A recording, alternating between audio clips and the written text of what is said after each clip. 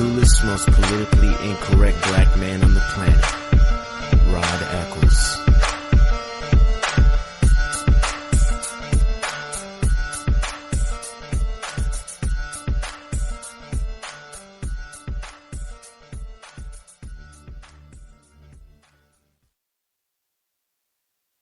Give a man a fish and you feed him for a day. Sign him up for the Box of Bait Club and he'll never be hungry again. The Box of Bait Club is a brand new dream come true for every fisherman. Something new and different in your tackle box every month.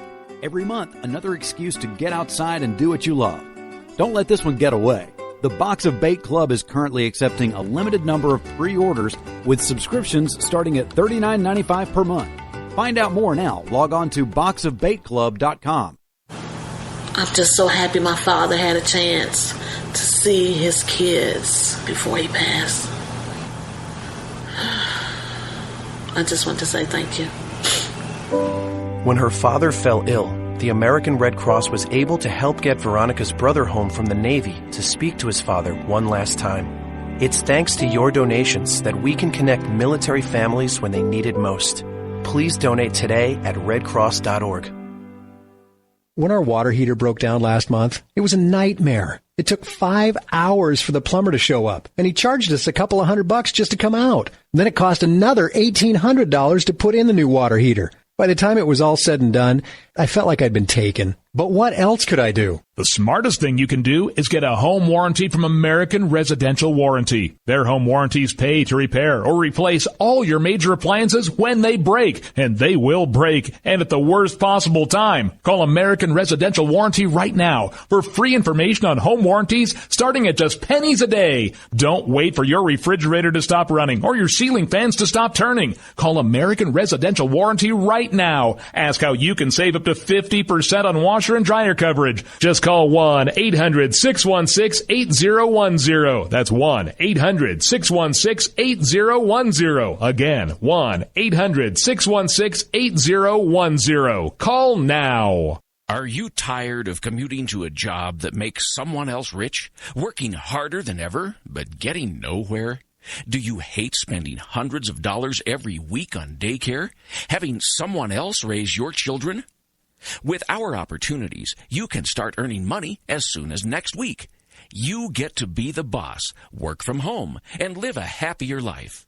At Be the Boss Network, you'll find hundreds of work-from-home opportunities that you can literally start today and be earning money as soon as next week. Go to freedom133.com and start earning money as soon as next week. You get to be the boss. Get out of the rat race. Work from home. Go to freedom133.com right now and change your life today. That's freedom, the number 133.com. Go to freedom133.com and start earning money as soon as next week. You be the boss. Go to freedom133.com.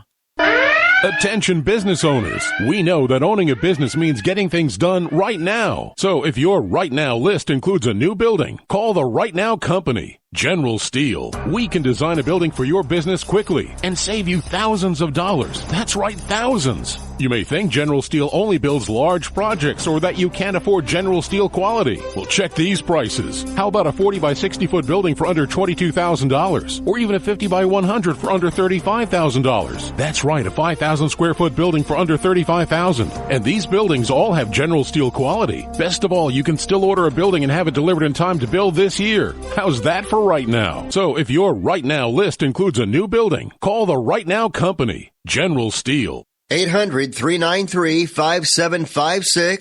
800-393-5756. 800-393-5756. That's 800-393-5756.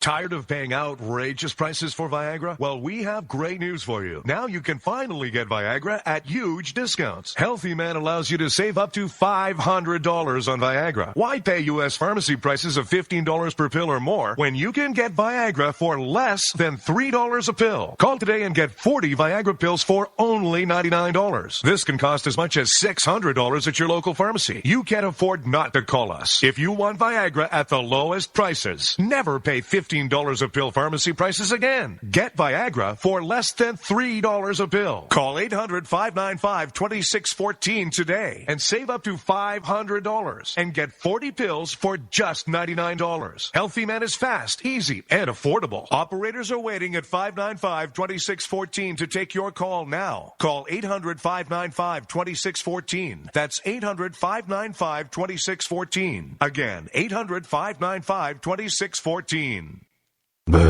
Boy, man, I had a rough night's sleep. Boy, I got a letter from the IRS yesterday and I just couldn't sleep. Man, I'm dying here. Somebody help me. IRS problems affect more than just your finances. If you're ready to take back control of your life and you owe more than $10,000, you need to call the tax doctor. Their expert staff can immediately protect you from the IRS and state collectors and get you the best possible tax settlement guaranteed. The IRS has recently released new programs geared in helping struggling taxpayers, where you may qualify to settle your tax debt and wipe out up to 85% or more of what you currently owe. If you owe $10,000 or more in back taxes, call the tax doctor right now. See if you qualify to pay less. 800-989-1694. 800-989-1694. 800-989-1694. Again, 800-989-1694. Zinc Media. Feel the power of knowledge.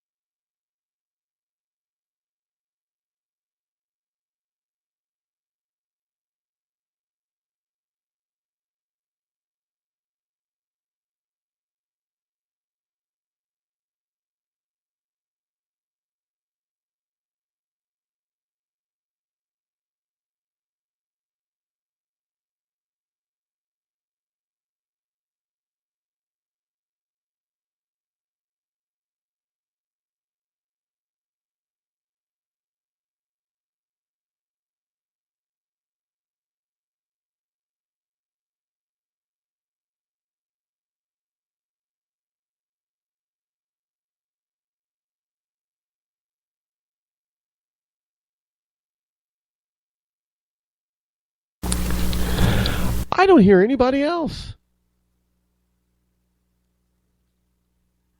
Where are all of you? Where are all of you wonderful supporters? I mean, look, yes, as I said before, Trump is a wonderful self-promoter, and his supporters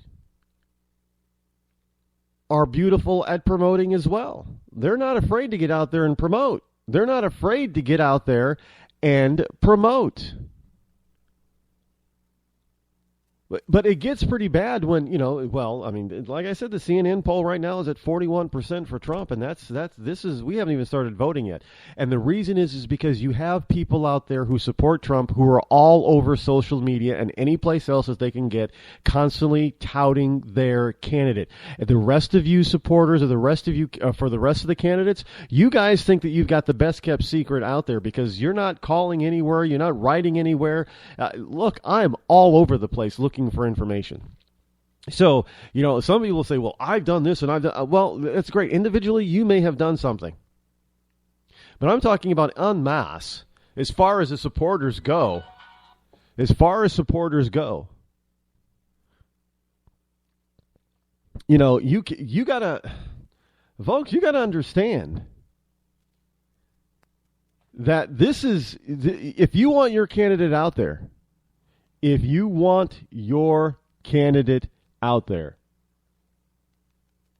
you have got to definitely talk about them. You've got to be out there talking about your candidate.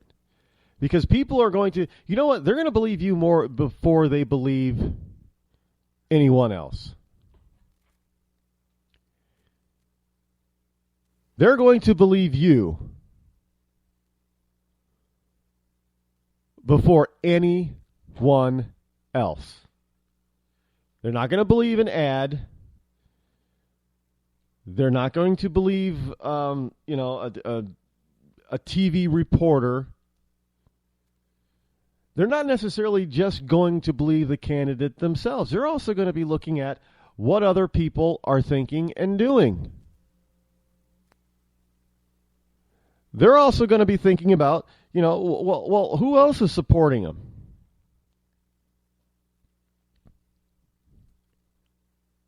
Because that's the whole point. I mean, look, you got to understand that people want to be, they want to be in the same boat as well, not the same boat. They want to feel like they're not the only one. If they're the only one, then they feel that they're out there in the cold. How are they going to support somebody if they're the only one? They can't. They won't. They're going to go to somebody else who's talking more. They're going to go to somebody else who's not only talking more, but somebody else who's, well,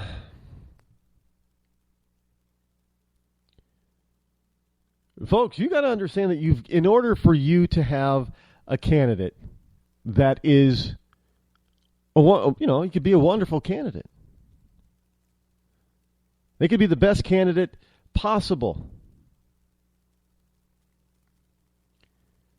But you've got to understand that unless you get out there and talk about the person that you're supporting, unless you get the word out, other people are not going to necessarily get the word out.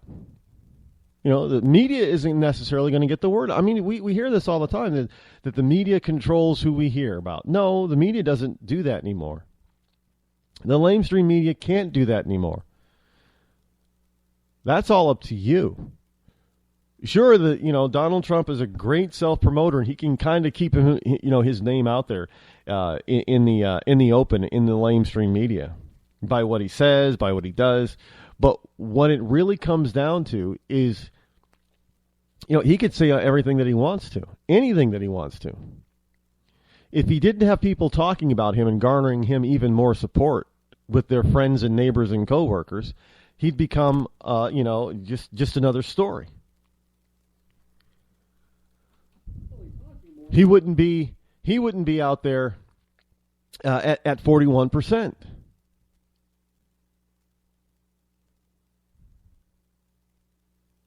You have to understand that you've got to get out there and support the person of your choice. And that does not mean that you say to yourself and your family, oh, yeah, I support Cruz, and then sit at home on your hands and then complain at the TV and the radio about why nobody is covering your candidate of choice. Because look, I'm telling you right now, you got all the talk show hosts out there. Most of them have not endorsed a candidate. Most of them haven't. And they want to hear from you. They want to know why you support the person that you support. And they're getting inundated with Trump supporters. Is it no wonder he's garnering so much support? Is it no wonder that he's garnering so much media attention? Because the mainstream media is also paying attention to social media and talk radio. And they're seeing and hearing all of these wonderful people, everyday people like you and me out there talking about Trump. So guess who the story's going to be about the next day? Well, they want viewers and listeners too. So they're gonna talk about people whom they know the vast majority of people are interested in. If you don't talk about your candidate, they're going to assume that there's no support out there for them and nobody's interested in hearing from them. This is how candidates really die. This is how campaigns really die. In this modern age, as in any age, this is how candidates have often, always failed. The candidate first failed to come up with policies or ideas that could garner support. But let's say they did garner some support. Well, the other thing is that they failed to teach and tell their people, their supporters, to go out there and tell everybody from, scream from the mountaintop to go and support them, spread the message. They failed to do that. That's how campaigns fail. It's by conversation, talking, spreading the word. You can't win a campaign or an election by keeping it to yourself. Plain and simple. 570, you're live on the Rod Eccles Show. Go. Hello, 570.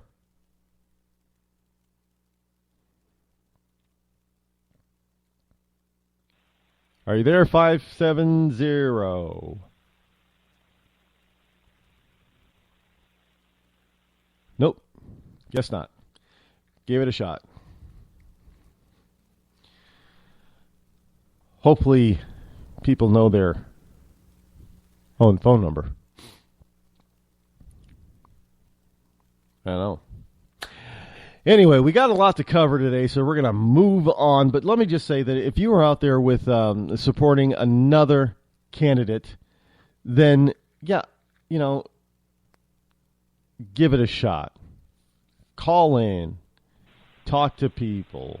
Like 570. You're back on the Rod Eccles Show. Go.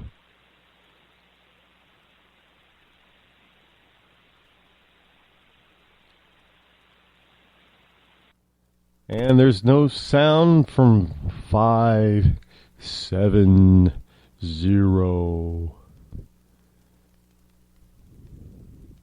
Well, who knows? Sometimes people just they don't. I don't know.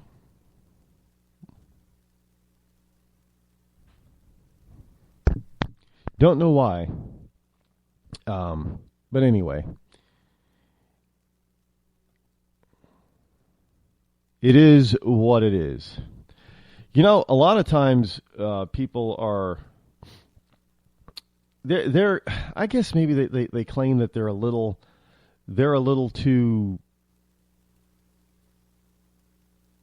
shy, as it were. They're a little too shy. Let's see if we give you one more shot, 570. Hello? Hello. There you go. Hello, hello, hello, hello, hello. Good morning. Hello. Hello. Hello, Ron. Hello. Hello. You're on. Hello? Hello?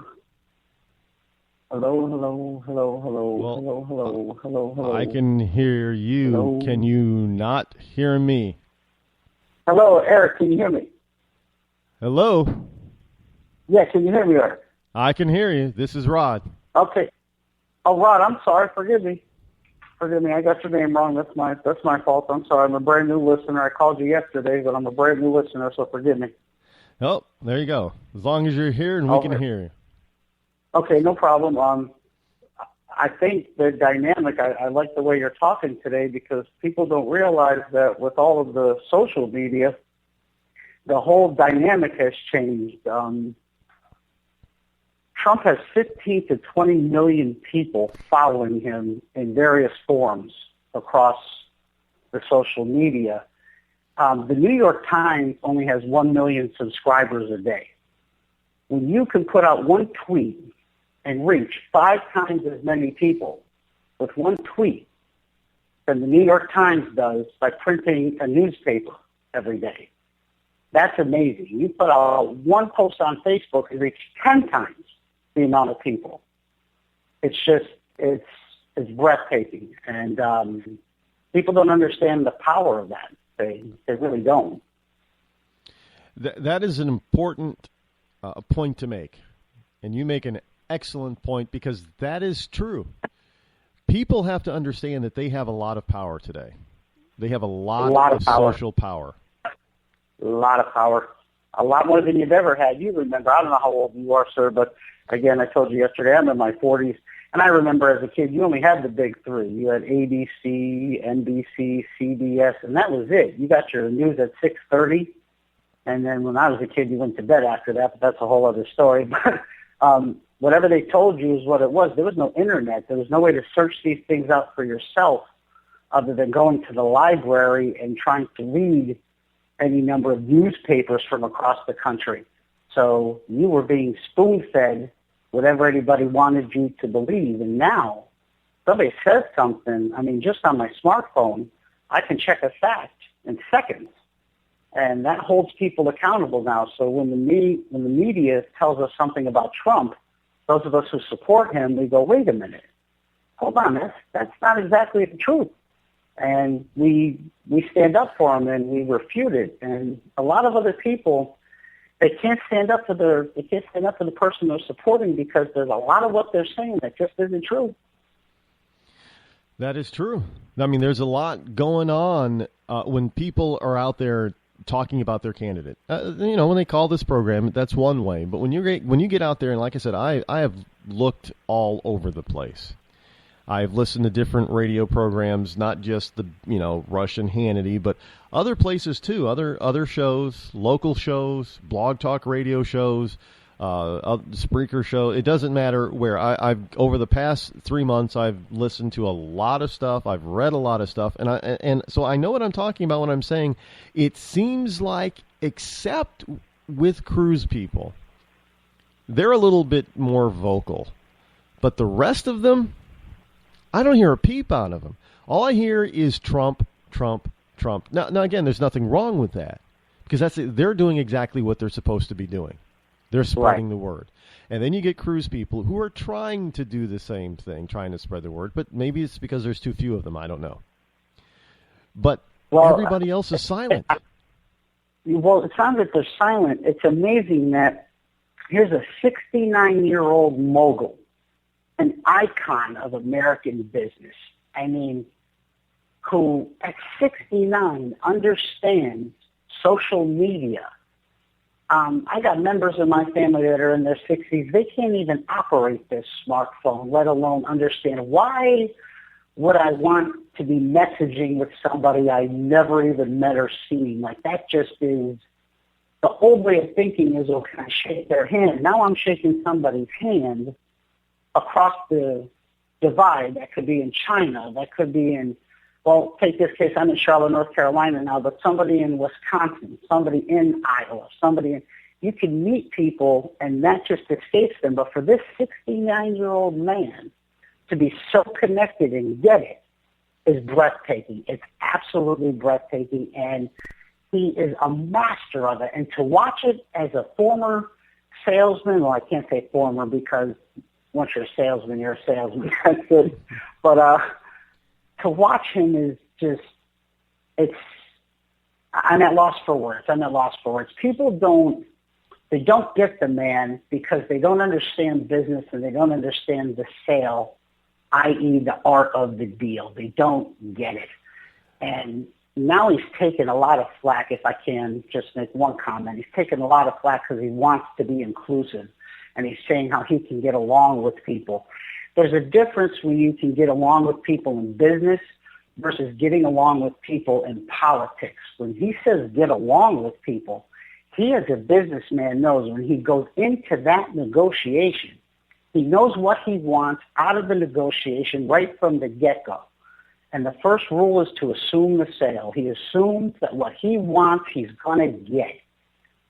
And when the deal is struck, the deal is only made when two people think they got the better of each other. The other side thinks they got something. You think you got something. But in business, both of you know that you got what you wanted. And that's what he's talking about. He's got to be able to sit down and say, look, this is the way it's going to be, whether you like it or not. And if you don't like it, I'm going to go to the American people. Well, like I said about Trump. That's a huge bargaining chip. Yeah, a win-win for Trump is, I win. I don't care if you win too, but as long as I win, that's a win-win. And that's the Trump philosophy. I'll tell you what, I heard Morning Joe this morning real quick. I was listening to Morning Joe this morning on MSNBC. And he went down a list of mayors since 1977. Since Trump started building and doing things in Manhattan, he went down a litany of mayors that he's had to deal with to get projects done in that city and to get business done in that city. And if you think that this is just a naive politician, new to the game, who doesn't understand how it works, that has been where everybody has just totally underestimated the man. You can't build $1 billion empire worldwide, a $10 billion empire worldwide, and not know how to deal with these people.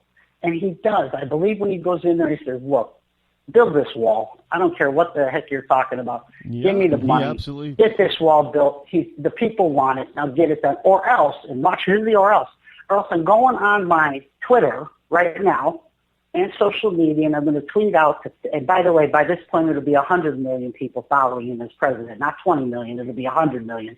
I'm going to go tell the country that you're not helping me and you're not cooperating. That's going to be massive. Massive. That would be actually awesome. Well, you know what? We already got a guy who does that. Well, Reagan was a great communicator, and he used the media spectacularly. Thank you. There was no Google. There was no nothing. There was nothing. There was nothing. There was nothing.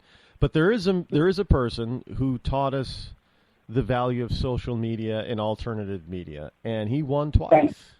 Obama. Look, the Cruz people, all the other candidates, they're following the same old mantra that does not work anymore. Thank you. That's why you don't hear from them. That's why they're losing.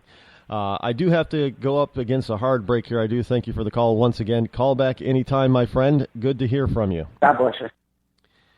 And we'll be right back.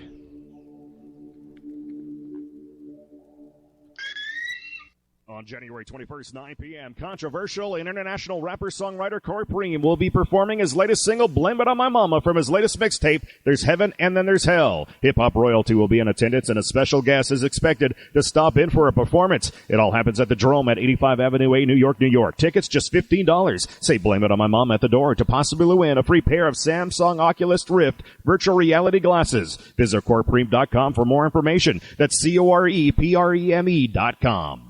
When our water heater broke down last month, it was a nightmare. It took 5 hours for the plumber to show up, and he charged us a couple of $100 just to come out. And then it cost another $1,800 to put in the new water heater. By the time it was all said and done, I felt like I'd been taken. But what else could I do? The smartest thing you can do is get a home warranty from American Residential Warranty. Their home warranties pay to repair or replace all your major appliances when they break, and they will break, and at the worst possible time. Call American Residential Warranty right now for free information on home warranties starting at just pennies a day. Don't wait for your refrigerator to stop running or your ceiling fans to stop turning. Call American Residential Warranty right now. Ask how you can save up to 50% on washer and dryer coverage. Just call 1-800-616-8010. That's 1-800-616-8010. Again, 1-800-616-8010. Call now. Did you ever look at the stains in your coffee cup and then realize that's exactly what happens to your teeth? Power Swabs is the 5-minute solution to get your teeth white without visiting the dentist. This is Ben Gordon with Power Swabs, and if your teeth are stained from coffee, tea, or smoking, all it takes is 5 minutes with Power Swabs. In 5 minutes, you'll see an average of 2 shades whiter teeth, and in 7 days, 6 shades. It's clinically proven to whiten natural teeth as well as caps and veneers. The secret is a tooth detergent that was developed by Dr. Martin Ginniger that lifts stains off of your teeth. Best of all, there's no messy strips or trays that you have to leave in your mouth for an hour. Just swab your teeth for 5 minutes and you're done. To try Power Swabs risk-free, call 1-800-291-5140. That's 1-800-291-5140. I guarantee your bright white smile will have your friends talking about how great you look. Try it risk-free today. 1-800-291-5140. That's 1-800-291-5140.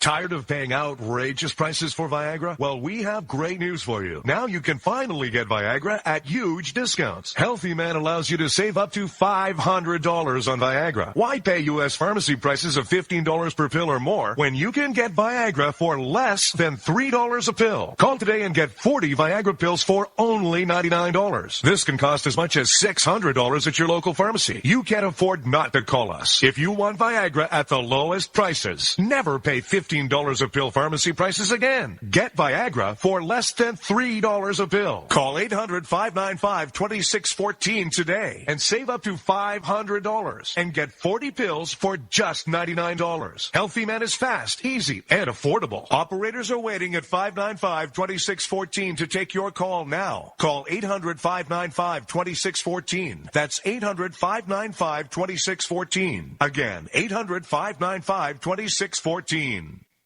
Start training for a new career in as little as 18 days. National EMS Institute's innovative boot camp program will train you for a new career. Learn to respond to emergency situations and become a certified EMT in just 18 days. National EMS Institute guarantees 100% job placement. Visit www.nationaleMSinstitute.com today to learn more about our 18-day boot camp. Or call us at 1-800-497-6732. NationalEMSInstitute.com.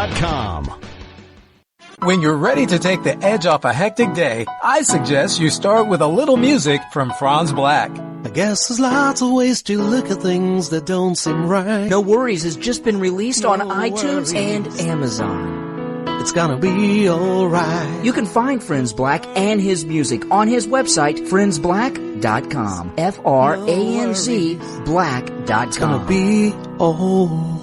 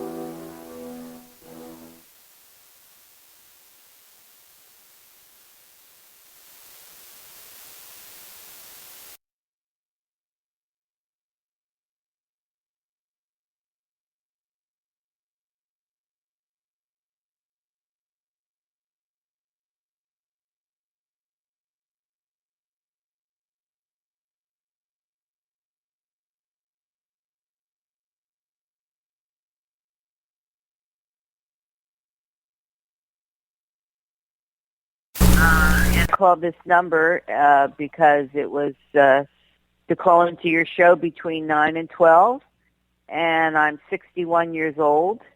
I'm a woman, and I'm proud to support Trump. I know he's a bit, can be a bit crass at times, but he loves America, and he would do a great job for our country. He would work hard. That's been proven over the years. He's a hard worker. You could see how he raised his children. And I just think that his heart is in it. He's funding himself.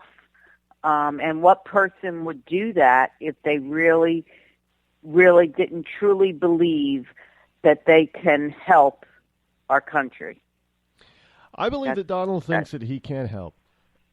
Yes. Excuse me. That his look. You don't run for the office of the presidency of the United States of America just simply to fulfill some sort of ego, some sort of large ego, because it takes a lot of time. It takes a lot of hard work. It takes a lot of money, especially for a person who's spending his own money. That's right. And he won't even take a pay. And what president has done that? You know, what people president has ever said that? This is an unprecedented type of thing. Here's a guy who says, do not send me money. I don't want to use your money or any of your money. I'm going to spend all my money. And Donald Trump has raised nearly $5 million by telling people not to send him money. Right. So that means there are people out there that really believe in him enough that they're going to write him a check. Right, and you know, all these political pundits that say that he's not good for the conservative party, and who are they to speak for the people of America, the people that are supporting him? Don't you think that they should they should look in the mirror at themselves, because they have been part of the political scene for how many years? I don't even know, but it's quite a few. Well, it's against human nature to blame oneself for massive problems. I mean, it's human nature is to first point fingers at somebody else. Well, it's not my fault. But they look. You gotta understand. Donald Trump is an enigma, much like Ronald Reagan was, and because Ronald Reagan drew from all walks of life. He drew from the rich, middle class, and the poor. He drew from Republicans, centrists, independents, and Democrats. We call them Reagan Democrats. And this is exactly what Donald Trump is doing right now. Now, what's really scary to the right, I should say the blue blood Republicans, and what's scary to some ultra-conservatives and the Democrats, is that Donald Trump, even before the general election starts to kick off, the campaign for the general election, before the nominees have been decided, Donald Trump is already attracting independents and Democrats. So much so that I'm seeing there seems to be a trend where independents and Democrats are actually switching parties, registering Republicans so they can vote in their caucus or primary for Trump. Right. People did that for Reagan. Well, like I said, I see it in his heart, and people have to understand also that, he says these terrible things, about people, but you have to understand he's in a fight. He's in a fight to get the nomination, and that is his way of becoming number one. Well, he's a showman. He knows exactly what he says is going to give her. When he's out there saying, my supporters are so loyal, I could stand out in the middle of the street and shoot someone and they'd still support me. He knows exactly what he's saying and doing. Trust me, it is not off the cuff as many people think it is. Donald Trump is actually a well-rehearsed person. He knows what works and what doesn't work. He's experimented plenty to find out and know what exactly works and what doesn't work. No, he doesn't mean he's actually going to shoot somebody out in the middle of the street and that nobody will support him. No, of course not. He's making a point. Exactly. And that point is obviously strikes a chord and people pay attention to it. Because what good is making a point if nobody pays attention to you? But once he wins or, gets over this hump for, that he's got to, get the nomination, then he'll start pounding whoever the nominee is for the Democrats. Oh, that I have no doubt. But let me ask you something. People have to understand that he's just in a fight, and he's a street fighter. And guess what? A lot of us are street fighters. And just because he's a billionaire, it doesn't mean he doesn't have that street fight in him. In other words, like everybody says, because he didn't stay in he stayed in that Holiday Inn Express. He can stay anywhere. I believe that he can stay anywhere because people are complaining that he stayed at a Holiday Inn Express. Now, if he would have stayed, they're saying, but he would never stay at a Holiday Inn Express. Yes, he could. Well, yes, he could, and he did. Why would they would complain and call him out for staying in a suite at a Marriott or something. So the guy can't win either way, and I think the voters understand that. Oh, he stayed at a Holiday Inn Express. Well, first of all, what? Holiday Inn Express, they're not that bad, and they're not and I really would stay all at that cheap. Holiday Inn Express. I've stayed in them. They're very nice, very comfortable. Well, I'm just saying. So why can't he? And he proved that he could. And kudos for him. Kudos for him. Absolutely. That's what I say. Now, let me ask you, what drew you to Donald? What is his policy that has drawn you to him that you think that he has the right answer to?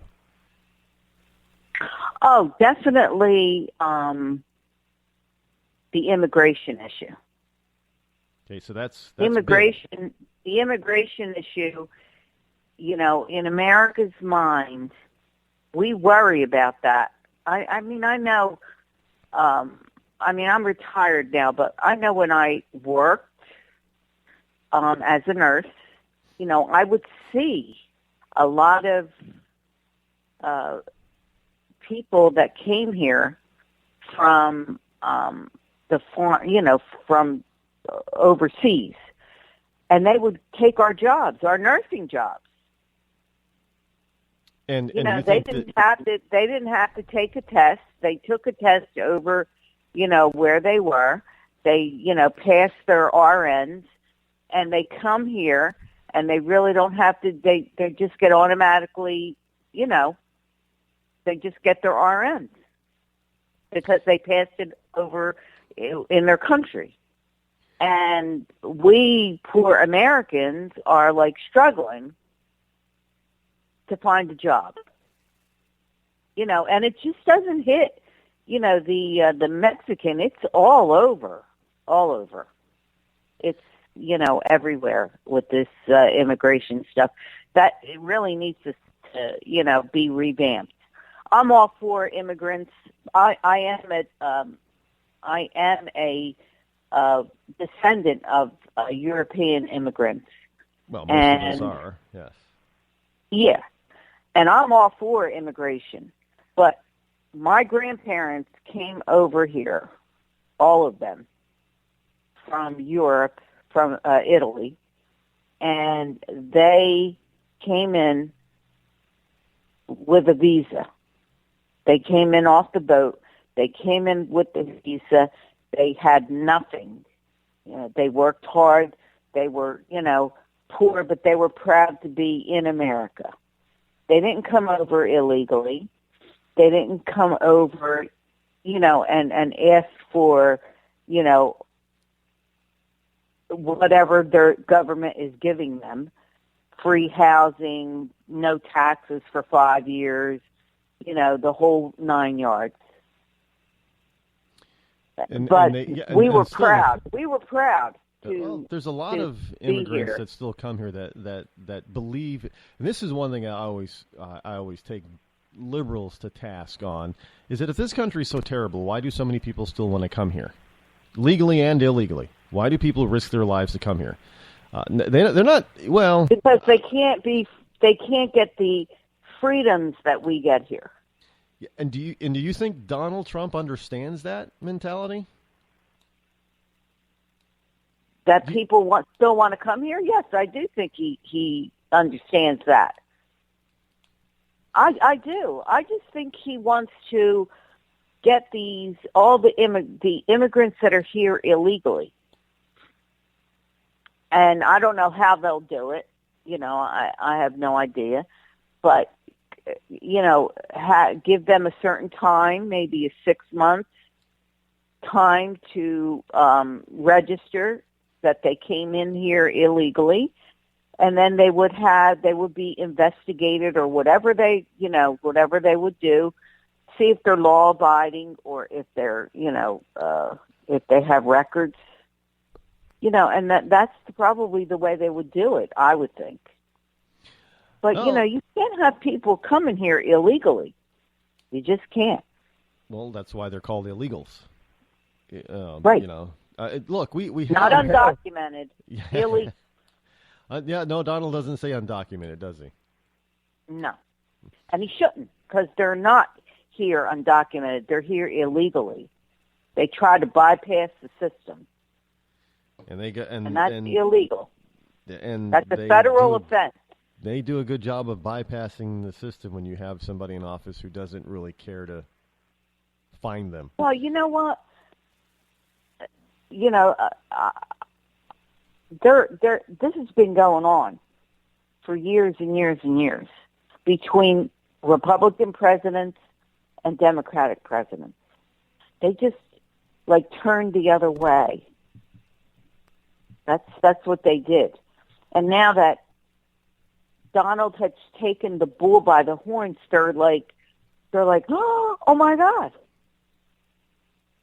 Said what most of us have been saying for years about illegal immigration.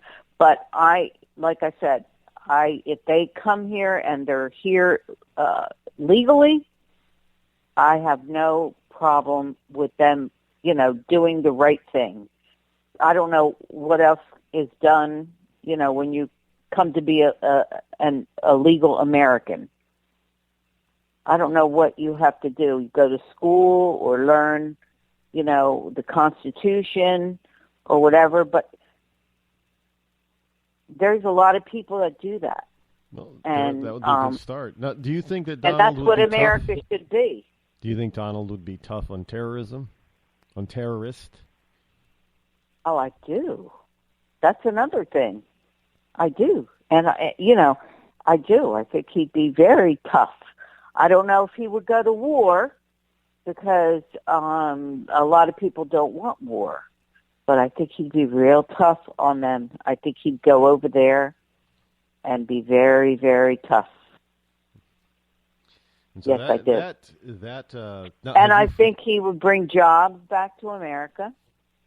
I think I think he would do very well for our country. He would fight for us. I don't get that feeling from the other guys. He would fight for us. And the other guys, they're like, trying to be politically correct, and they're just part of the problem. Now, do you like that aspect of him being politically incorrect?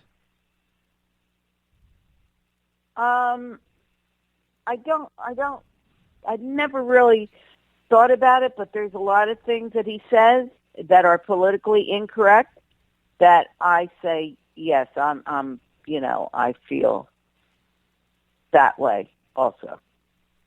So you believe that him being politically incorrect actually gives you a better insight to who he is and what he's going to be like as president?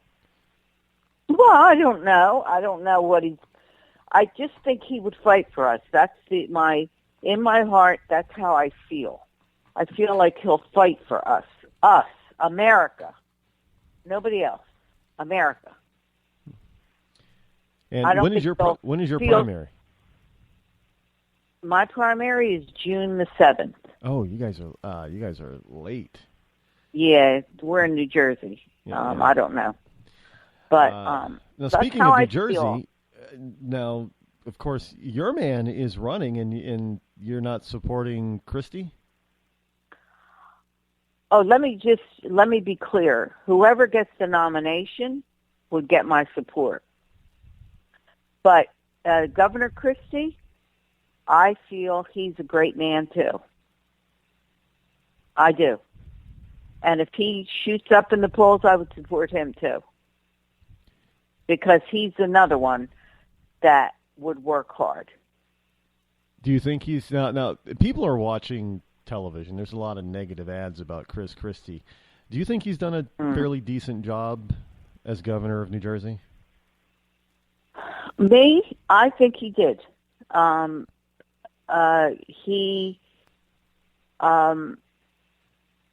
me just try to, the bridge thing, that wasn't his fault. No matter what anybody says, that wasn't his fault. That was his workers' fault. He fired him immediately. What do you want the guy to do? He can't be everywhere. You got to trust your core people, in your administration that work for you, that they're going to do what you would do. You can't be everywhere. So I don't believe the bridge thing was Governor Christie's fault. And as far as the New Jersey's taxes and all that, at least he didn't raise taxes. I mean, the Democrats they ruined this state. They lined their pockets. They just absolutely ruined this state. That's how I feel. And I think he came in, he told it like it was, and, he hurt some people, but it had to be done. It had to be done for New Jersey. Well, that's how I feel about Governor Christie. That makes a lot of sense too. I mean, because we don't hear a lot of people talking positive about Governor Christie, so it's kind of nice to hear somebody who actually lives there and who's living under his governance to actually explain a few things to us, as well as a person who is firmly on the Trump train. Yes, I am. All right. Yes, I am. And you're from New Hampshire? I am. Okay. We're up here in the cold, New Hampshire. I hope. Oh, it's a beautiful state. Beautiful. We were in Maine in December, and we stopped. On the way home, we drove to Maine from New Jersey, and we drove through New Hampshire. It was beautiful. It's a beautiful state, and I hope all the people in New Hampshire vote for Donald Trump. Well, so far he's in the lead. Yes. Thank you very much for your call. You were wonderful. It's nice to hear from. Okay, thank you. Bye-bye. And another Trump train rider, if you will. But you know what? She gave us a little insight on her governor, Chris Christie. See, that's all it takes, people. That's all it takes. Just start expressing yourself about the candidate of your choice. And I didn't ask her if Chris Christie was her second choice, but obviously she's a smart lady, and she understands that anybody on the Republican ticket would be better than anybody on the Democratic ticket right now. That would include, look, I mean, I understand that there are people that have their special interest and they have their own candidate, but what doesn't work anymore is all this negative stuff pounding somebody else. I think what people want, even if it's just a broad brush, broad stroke, give us something positive. Donald Trump says, build the wall, build that wall. Well, nobody's, we don't care at this particular point how he's going to build it.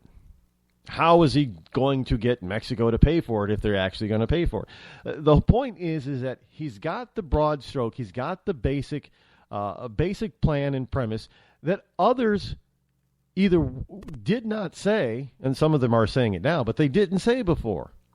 They didn't say it. Donald Trump was saying, build the wall.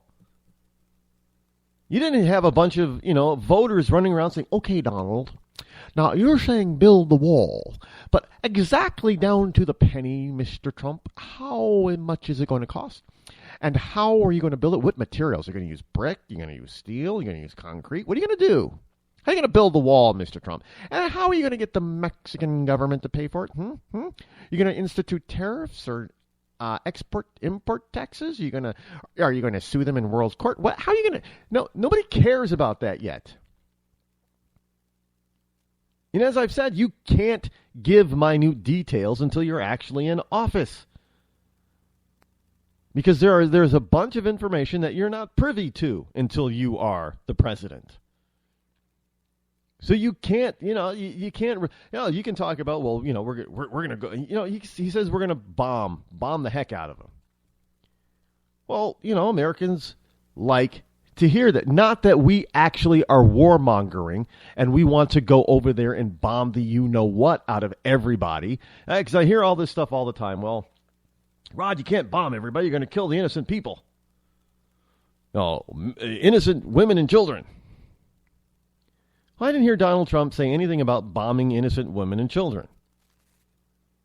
But again, he can't tell us exactly where, when, and how he's going to bomb something or somebody because he's not the president, so he doesn't have that information. And that goes for all the candidates, not just Donald. So I don't buy this notion that the lamestream media is trying to put out there, well, you got to be specific. I don't see you asking a Democrat how to be that specific like you're asking Republicans and especially Donald Trump. Give me a break. It's just not going to happen until you're able to be in the position where you have that sensitive information that only the president has.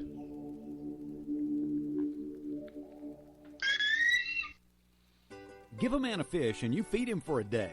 Sign him up for the Box of Bait Club and he'll never be hungry again. The Box of Bait Club is a brand new dream come true for every fisherman. Something new and different in your tackle box every month. Every month, another excuse to get outside and do what you love. Don't let this one get away. The Box of Bait Club is currently accepting a limited number of pre-orders with subscriptions starting at $39.95 per month. Find out more now. Log on to boxofbaitclub.com.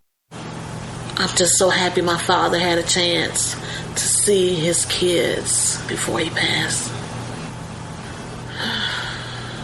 I just want to say thank you. When her father fell ill, the American Red Cross was able to help get Veronica's brother home from the Navy to speak to his father one last time. It's thanks to your donations that we can connect military families when they need it most. Please donate today at redcross.org.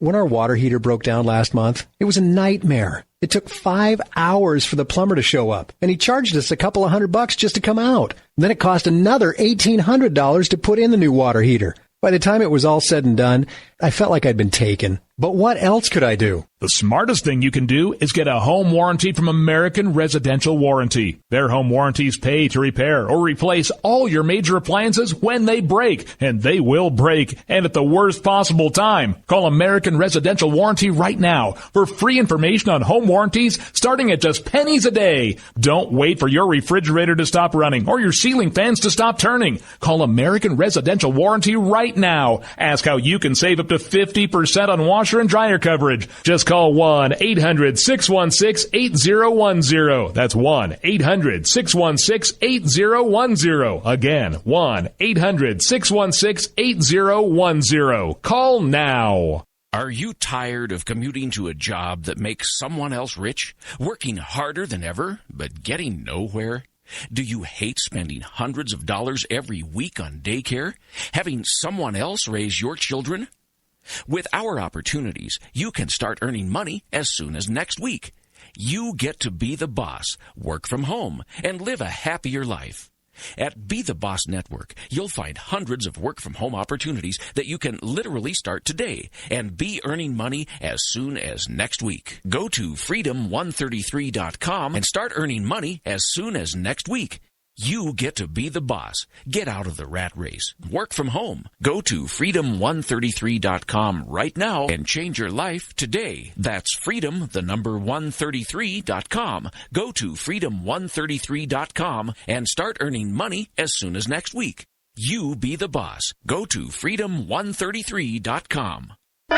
Attention business owners. We know that owning a business means getting things done right now. So if your right now list includes a new building, call the Right Now Company. General Steel. We can design a building for your business quickly and save you thousands of dollars. That's right, thousands. You may think General Steel only builds large projects or that you can't afford General Steel quality. Well, check these prices. How about a 40 by 60 foot building for under $22,000? Or even a 50 by 100 for under $35,000? That's right, a 5,000 square foot building for under $35,000. And these buildings all have General Steel quality. Best of all, you can still order a building and have it delivered in time to build this year. How's that for right now? So if your right now list includes a new building, call the Right Now Company. General Steel. 800-393-5756.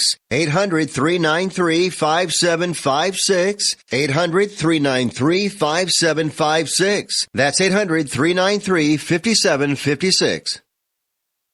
Tired of paying outrageous prices for Viagra? Well, we have great news for you. Now you can finally get Viagra at huge discounts. Healthy Man allows you to save up to $500 on Viagra. Why pay U.S. pharmacy prices of $15 per pill or more when you can get Viagra for less than $3 a pill? Call today and get 40 Viagra pills for only $99. This can cost as much as $600 at your local pharmacy. You can't afford not to call us. If you want Viagra at the lowest prices, never pay $15 a pill pharmacy prices again. Get Viagra for less than $3 a pill. Call 800-595-2614 today and save up to $500 and get 40 pills for just $99. Healthy Man is fast, easy, and affordable. Operators are waiting at 595-2614 to take your call now. Call 800-595-2614. That's 800-595-2614. Again, 800-595-2614. Boy, man, I had a rough night's sleep. Boy, I got a letter from the IRS yesterday and I just couldn't sleep. Man, I'm dying here. Somebody help me. IRS problems affect more than just your finances. If you're ready to take back control of your life and you owe more than $10,000, you need to call the tax doctor. Their expert staff can immediately protect you from the IRS and state collectors and get you the best possible tax settlement guaranteed. The IRS has recently released new programs geared in helping struggling taxpayers, where you may qualify to settle your tax debt and wipe out up to 85% or more of what you currently owe. If you owe $10,000 or more in back taxes, call the tax doctor right now. See if you qualify to pay less. 800-989-1694. 800-989-1694. 800-989-1694. Again, 800-989-1694. You want to know what time it is? It's time to bring the rain. Zinc Media. Feel the power of knowledge.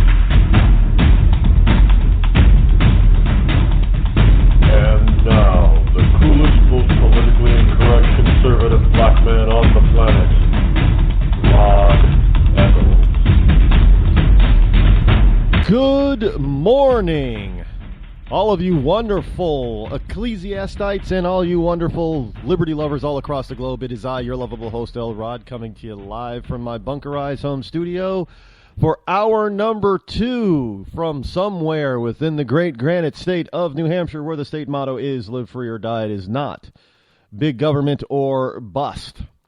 As we move along into hour number 2, the fastest 2 hours on internet talk radio. You know, the number that you can call here is 603-835-3224. Again, the call-in number is 603-835-3224. Now, you know, this is a talk show. And I got a message yesterday talking about one particular listener, and I think he's in the minority. Well, you know what? I don't know if it's a he or she. The reason why I say I don't know if it's a he or she, simply because of their first name, Tracy. Now, Tracy can be a guy, or Tracy can be... You know, you parents have got to be careful out there. Stop naming your kid these unisex names, because you confuse the hell out of everybody else. You know, there are times when like Tracy, for instance. You think, they go for a job interview, and you think you might be talking to, looking at the resume, that it might be a guy, and it ends up being a girl. I mean, that just throws people off. It puts your kid behind the 8 ball. So think twice before you name your kid a unisex name. And think twice before giving, this is America, think twice before giving your male child a female name. And, like, Kim. There are guys named Kim. Do you know how confusing that is? And I'm not talking, they're not Asians either. You would think, well, maybe they're Asian, Rod, and from off the boat in Asia their parents are. No, we're talking, been here a few generations, totally, completely Caucasian white people name their child boy Kim.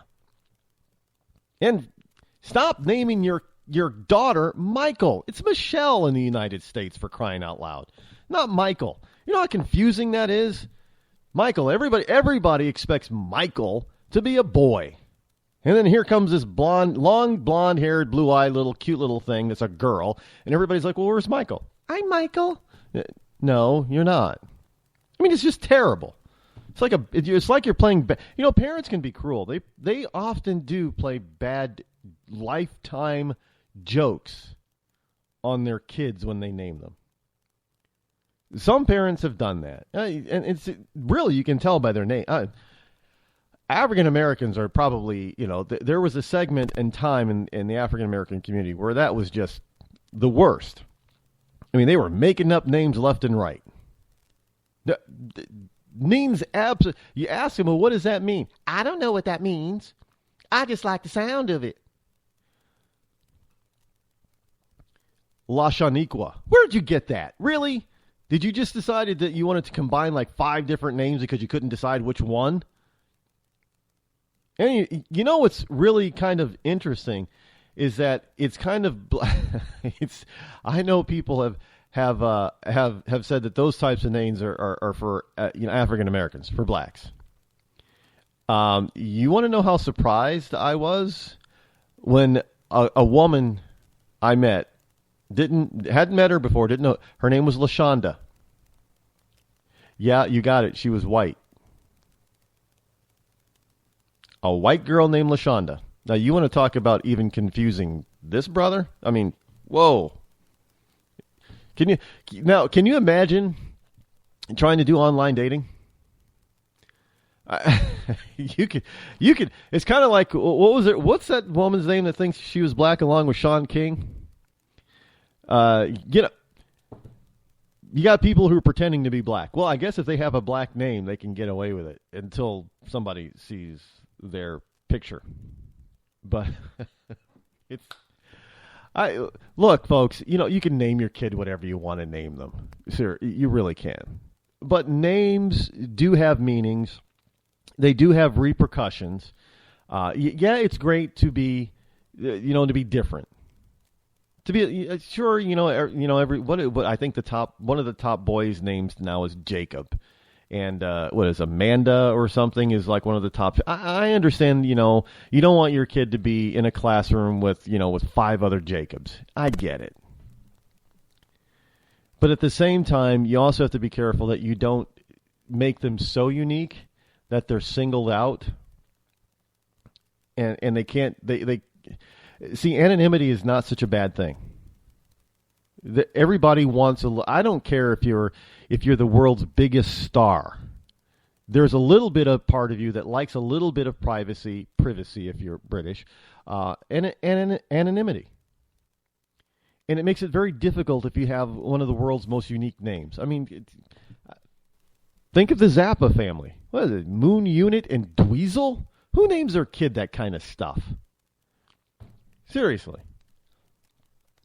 I don't know what Frank Zappa was thinking. Well, obviously he was probably, I don't know looking at the man and looking at, well, I mean, he's passed away, but looking at the music that he made and his stage presence and everything way back then, I would say that he was on something, because just about everybody in the industry that he was in back then was on something. What was it? Quaaludes and LSD was a big thing back in the 60s and 70s? I don't know. What is a Quaalude anyway? I remember kids talking about it in the 80s. I don't know what a Quaalude is. Call me naive, I guess. I mean, I know it's an illicit, illegal drug. I don't know exactly what it is, though. I never learned what a Quaalude was. Wasn't interested. I just knew it was something that you didn't touch and you didn't take. But I know people who did. And most of us over the age of 30 probably know somebody who's taken. Well, now that the drug of choice is back is heroin. Heroin and coke was big in the 70s and 80s. They were nasty. Well, now we got crack, but coke and heroin, they were nasty back then. They were devastating. And now these, and now you got La Shaniqua and Dweezil and everybody else doing the same thing that their parents did. I don't know why people think that they can handle stuff that other people have clearly proven cannot be handled by another human being. The Superman complex, I think. That's what it's got to be. But that's one of my pet peeves is these really ridiculous names. I mean, to us, I know if you're coming from a foreign country, we don't understand other languages, so that naming your kid in your mother tongue is one thing. But just to come out and name your kid something freakishly stupid, I'm sorry. Dweezil's Apple, I don't know what he's doing now, but he seemed like a very nice young man way back when he was a young man. And he seemed fairly normal compared to his father. His sister, Moon Unit, again, seemed fairly normal compared to her father, Frank Zappa. So, but why would you do that to your child? Why? I don't understand. And celebrities are known to do that. I guess they just feel that they have to be different and unique. Kanye West. Really? Northwest? That's what you named your kid? I mean, what the king and queen of hip hop and rap, Jay-Z and B. Hey B, let's name our kid Blue Ivy. I mean, just really unbelievable. Hey, think about it. You want your child to be, everybody says, well, my child can grow up to be president. Do you think we're ever going to have a person, a president named Dweezil or LaShonda or Blue Ivy or Northwest? I mean, really? You're consigning them to a particular type of industry. It's, look, dads learned a long time ago that it was you probably should not name your daughter Barbie, because that was going to pigeonhole her into certain industries that you might not necessarily be proud of. So today we don't have a lot of girls named Barbie. And then when we hear the name that a woman is named Barbie, doesn't matter what sex you are or what sex you're into, you probably think of one or two things that Barbie does for a living. So, yeah, names, that's just societal norms. Names have meaning. They really do. Speaking of meaning and names having meaning, I got to tell you, I'm Microsoft. Microsoft is anything but micro or soft. I thought that Microsoft wasn't supporting Windows XP anymore. Well, why is it that my computer that runs, my old computer, it's 10 years, it's a decade old now, but why is it whenever I have this thing on, it automatically updates? Your computer's been updated. Every one of my computers constantly updates, and I was told, and I'm going to do this, to take them all off of auto updates, because when you don't know what they're doing when they auto update. And this is what happened this morning. It auto update and it changed some configurations and stuff. I don't want that happening. And when you try to fix this stuff, like I said, Microsoft it's this humongous program that is very invasive in your computer, and it's not soft. It's not easy to use. I know they keep saying, well, it's easier than ever to. Well, it's not easy. I mean, if you're a computer engineer and you know all the techie stuff and inside stuff and all the quirky stuff, it's probably easy for you. But for the regular everyday person like you and me, it ain't that easy. And there are a lot of people out there that say that. Yeah, which is why so many people try to go over to Apple products, because Apple seems to be easier to use, I suppose. One thing I know is that they don't have as many updates as Microsoft does. And so look, if there are no more, if you're not supporting XP, how come there's still updates? And some people say, well, it's not Microsoft. Really? Well, it says your computer, Microsoft just had an update. And I don't know why anybody would be attacking an old computer. I mean, XP is like long since gone and dead. Why would they be attacking an XP computer? I'm not upgrading it. I don't even think it can handle any of the new Microsoft software. It doesn't have the computing power.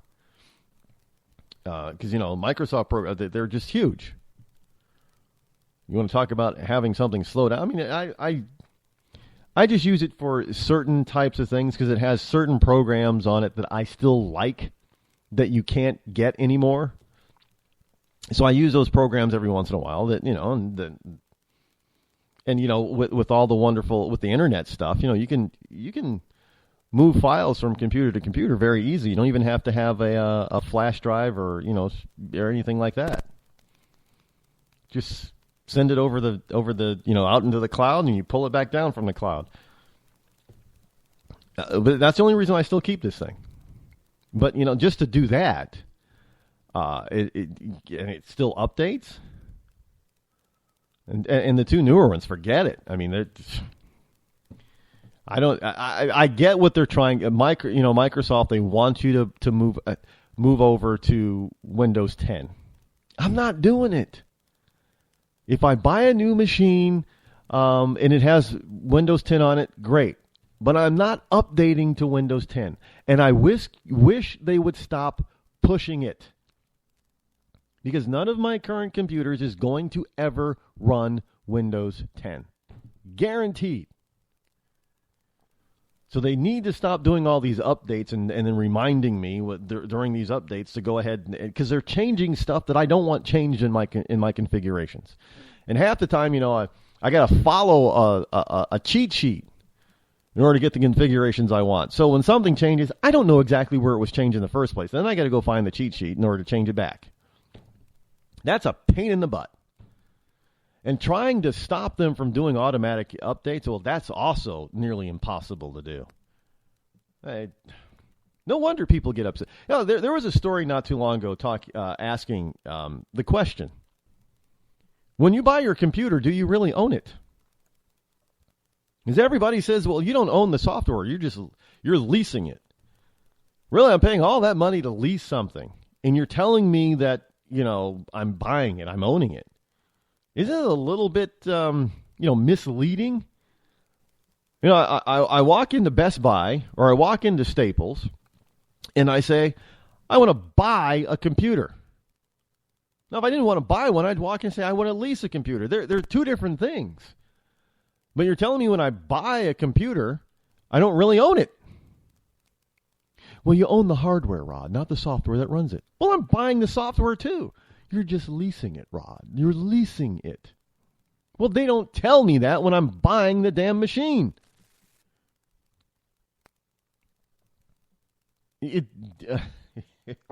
Hey, look, I cannot blame the computer companies and software companies for doing things the way they do them. No, they developed it. They have a right to put it out there to the market however they want to. But what I think that they have an obligation to do is to give you full disclosure up front, not mislead you, especially when you're asking. I mean, do we have to be lawyers in order to get the right information, the right answers to the questions? We shouldn't have to be attorneys. We should be able to walk into a store and honestly ask and tell somebody, I want to buy a computer. And that person fully understand that what we're asking for is not just an empty blank machine, but of course we want the software, and that we want to be able to take that home and own it. That's it. We always talk about people not being clear. I think it's kind of amazing how we always blame, politicians for not being clear and upfront. And yet we accept things being unclear and not upfront every day.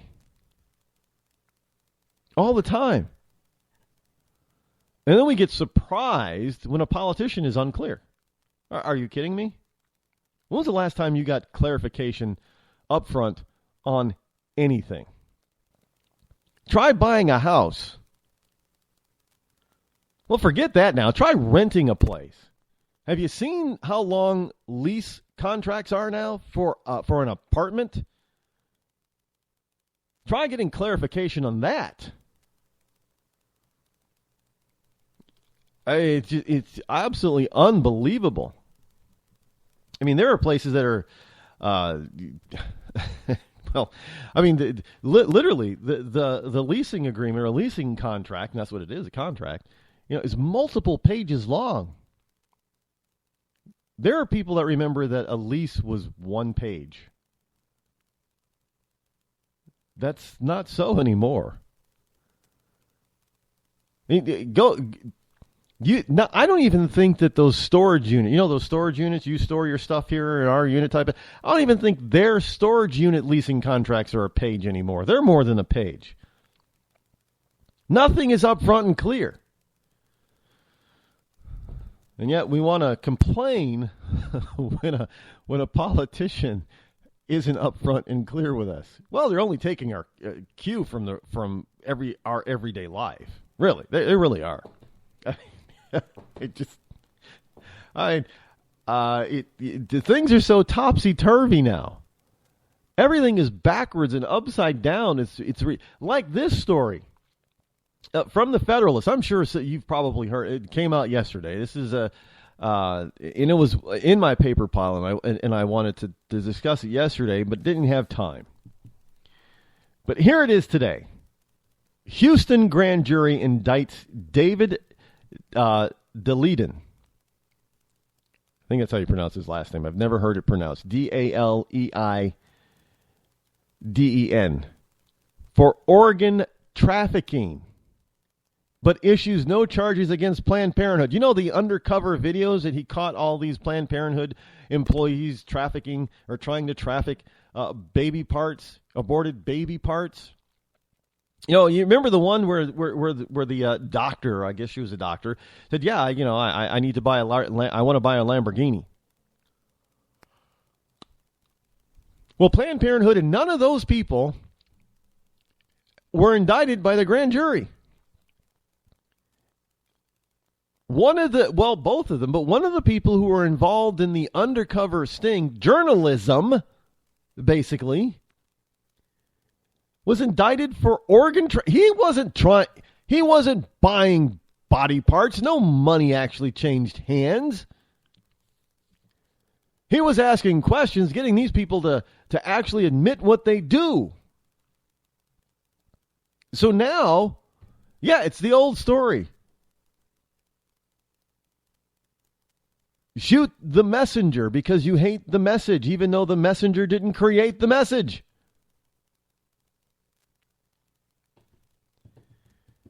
I mean, this is absolutely insane. This is even in Texas, folks. Texas.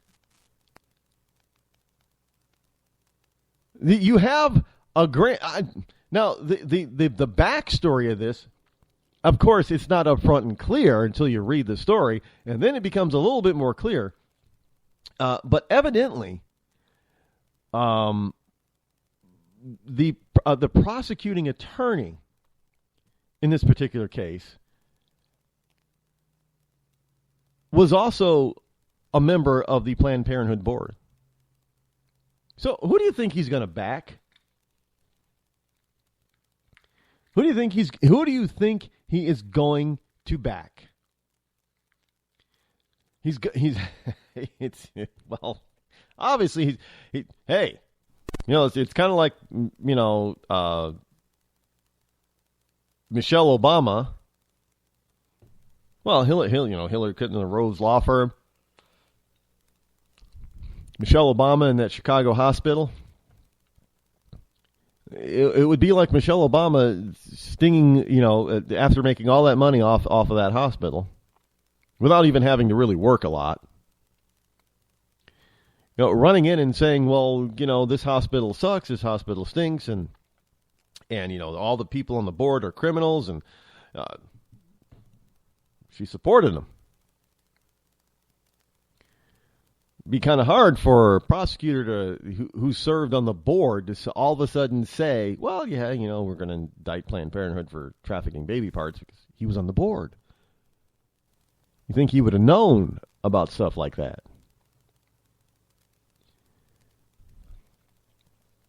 But a grand jury in Harris County, Texas, returned 2 charges yesterday afternoon against one of the participants in the videos, David Deleden, the activist who planned and organized the undercover sting videos. Although the grand jury allegedly investigated Planned Parenthood, yeah, right.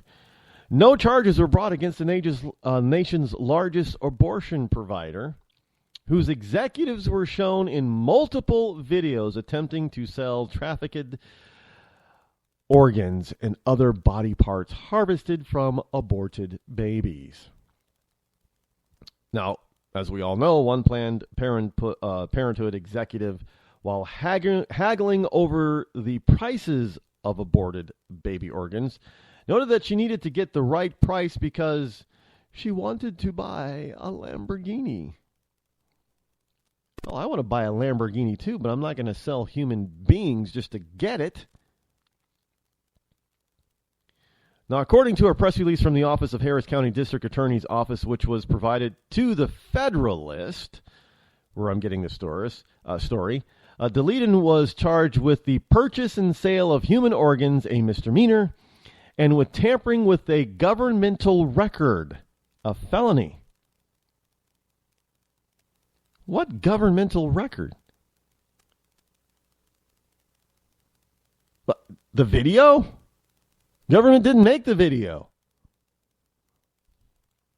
No, Sandra Merritt, one of Deleden's associates, was also charged with tampering with a governmental record.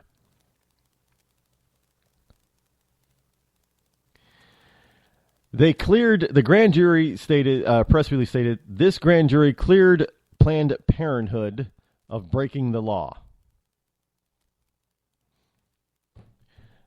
Now, folks, I don't know about you, but it would seem to me that if you're trafficking in baby parts, which is a federal offense, It would assume to me, I would assume that, you were probably breaking the law at that point.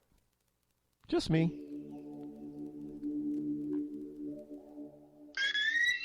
On January 21st, 9 p.m., controversial and international rapper-songwriter Corey Preem will be performing his latest single, Blame It On My Mama, from his latest mixtape, There's Heaven and Then There's Hell. Hip-hop royalty will be in attendance, and a special guest is expected to stop in for a performance. It all happens at the Jerome at 85 Avenue A, New York, New York. Tickets just $15. Say Blame It On My Mama at the door to possibly win a free pair of Samsung Oculus Rift virtual reality glasses. Visit CoreyPreem.com for more information. That's CoreyPreme.com.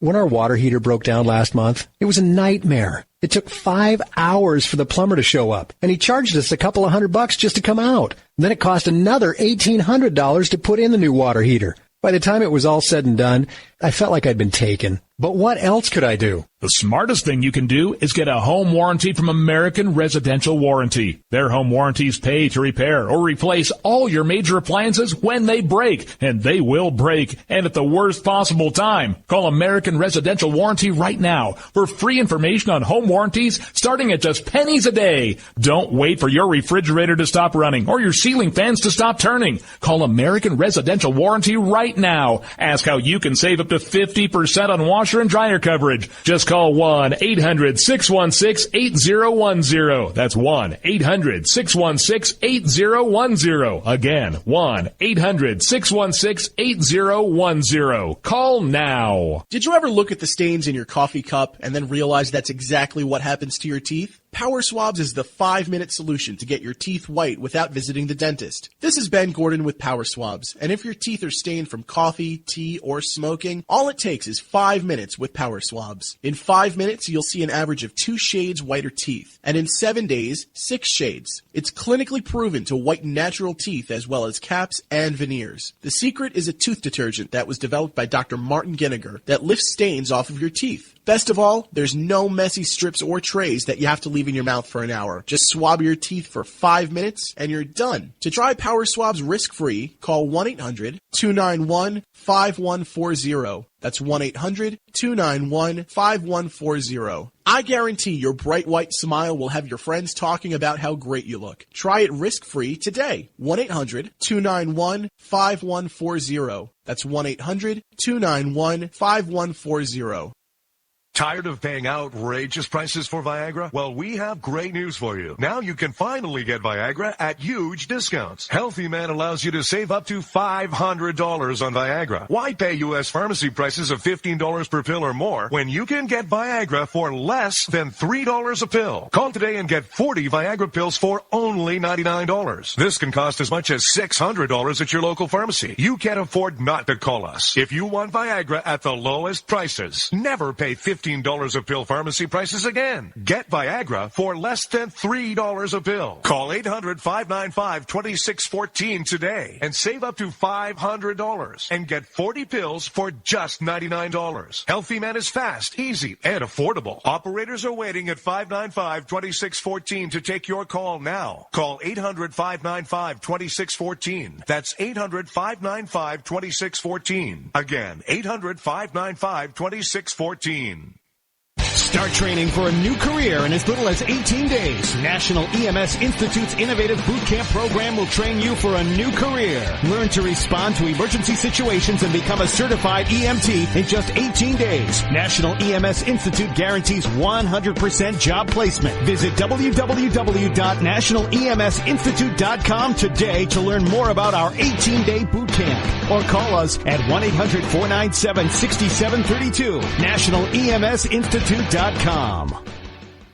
When you're ready to take the edge off a hectic day, I suggest you start with a little music from Franz Black.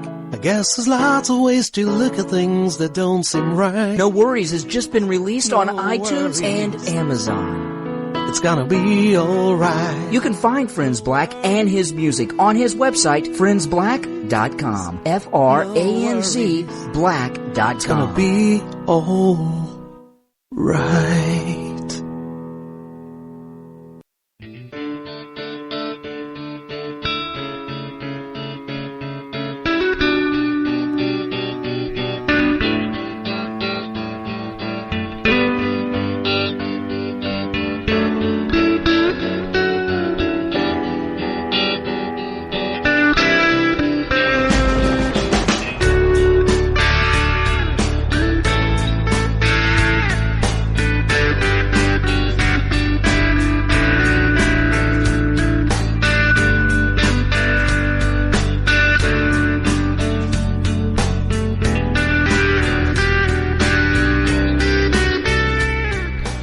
603-835-3224. That's the number to call if you want to join me here on the Rod Eccles Show. As we keep marching on. Gotta love this new stuff. Love the new bumper music. Got some more new bumper stuff coming too that'll be entering the rotation. Some of it you're gonna be able to dance to, by the way. I'm sure you'll like that. New York Times. Anybody believe the New York Times is a conservative rag mag? No, I didn't think so. It's not a conservative rag bag. Not at all. Depraved indifference towards Flint. Now keep this in mind, because if you only read the New York Times on this, and it's an opinion piece, and not one person is taking credit for this, and you gotta wonder why. But it's the credit. The penning credit goes to the editorial board. So in other words, evidently more than one person contributed to the construction and writing of this piece. And of course they're going to absolutely put the blame on the current governor of the state of Michigan, Rick Schneider. Which now, don't get me wrong, I'm not gonna give Rick Schneider a complete pass on this. Absolutely not, because there are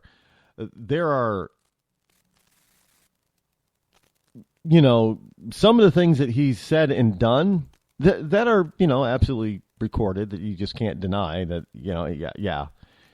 he definitely did some stuff and said some stuff that, as governor, or as just basically a human being, he probably shouldn't have said or done, but he did. So there's 274 pages of emails that were released under pressure on Wednesday by Governor Rick Schneider, and they're all talking about how this guy was, trying to keep these emails from being released. Well, hello, what do we got with the Clintons? We still haven't gotten all their emails released.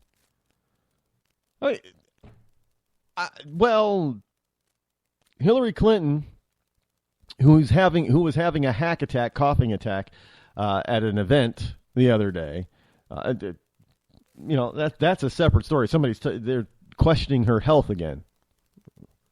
I'm not questioning Hillary's physical health. I'm questioning her mental health. That woman's not all there. I mean, really? And Obama just said that she's wicked smart. Where did he? Well, he did spend time up in Boston, Harvard, and Yale and stuff, I guess. But he's not from New England. I don't even say wicked very often. Where does he get off saying? The guy's a chameleon. He's a snake. He definitely tries to be something that he's not. See, I'm still trying to figure out where Obama picked up the urban accent when he grew up in Hawaii and Indonesia. Is there, I don't know, any urban accents in Hawaii? I know they don't talk like inner city Chicagoans in Indonesia. Just wondering. But in any case, so all these emails, 274 pages of emails were released, and there's no doubt that Flint, Michigan, has some water problems. But they're trying to play it off as if the governor is racist because the majority of Flint residents are black and they're poor. Well, first of all, this is not a problem that happened. They make it sound like all of a sudden overnight the water source for Flint, Michigan, was poisoned. Just overnight. This has not been an ongoing case. This has not been an ongoing issue for years and years and years, decades even, in a state and a city that is run by liberal Democrats.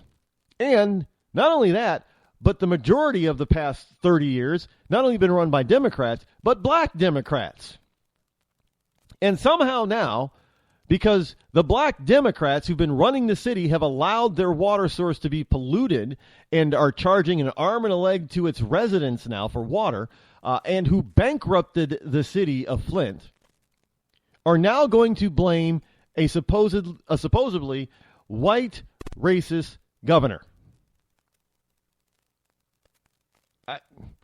Y'all must think we stupid, to put it in black colloquial speak. By the way, you ever notice sometimes how people do that? Even white people. You ever notice how white people all of a sudden, this is big. You know, when you, can I ask this question? Why is it that if you're a non-Asian and you try to talk to somebody in an Asian accent that you're racist? Well, geez, that's kind of racist, isn't it? You keep talking like that. But if you somehow imitate, well, Hollywood's doing it a lot. If you're a white person imitating an urban accent, if you will, then that's cool, even funny, not racist. All that kind of, you see it all the time, hear it all the time. But it's, you know, look, I guess it's okay for me to do that. You know, there's a TV program I've been binging. I had no idea it's been on the air for 4 seasons now, I think. I'd never watched it before. But thanks to Hulu, in the middle of my show hole season here, because I don't watch a lot of TV. So when I do, I tend to sit down for a couple hours and just, you know, binge a few episodes at a time of a particular series, if I get into a series. And I've been watching this program called Happy Endings. Now, I must admit, it took me an entire season, 13 episodes, to realize what the title of the program was, Happy Ending. Every single episode ends happy. No matter how it begins, no matter what happens in the middle, no matter what the plot is, at the end of the program, it's half-hour sitcom, which is really like 20 to 25 minutes long, I guess, because of the commercials, is a happy outcome to all the problems that were popped up at the beginning of the program. Thus, happy endings. It always leaves you on a high. I haven't seen an episode yet where it didn't leave you on a high note. Now we know that there have been some comedy programs, some very popular ones, that have ended the show on a down, sour, or serious note. You know, Cosby Show has done that. Fresh Prince has done that. Friends, the TV show Friends, has done that. You know, you're watching, you're laughing through some of the stuff, through some of the pain and plight, and at the end you're expecting, you know, to be, you know, probably lighthearted, but it ends on a boom, a down note, and and we know this happens a lot because a lot of times when it ends on that, you know, the stage clapping and laughing and cheering, we know that when they end on that down note, there's no clapping. It's silent. I remember Good Times used to be a master of that. The laughing, the laugh track, and the clapping track. But they also introduced other things. I mean, certain times when they were really punching a point home, the audience would be like, ooh. Happy Endings doesn't do that. But I bring it up because oftentimes you got some of the characters are imitating urban accents to be funny. But that's okay because Hollywood is doing it. But wait.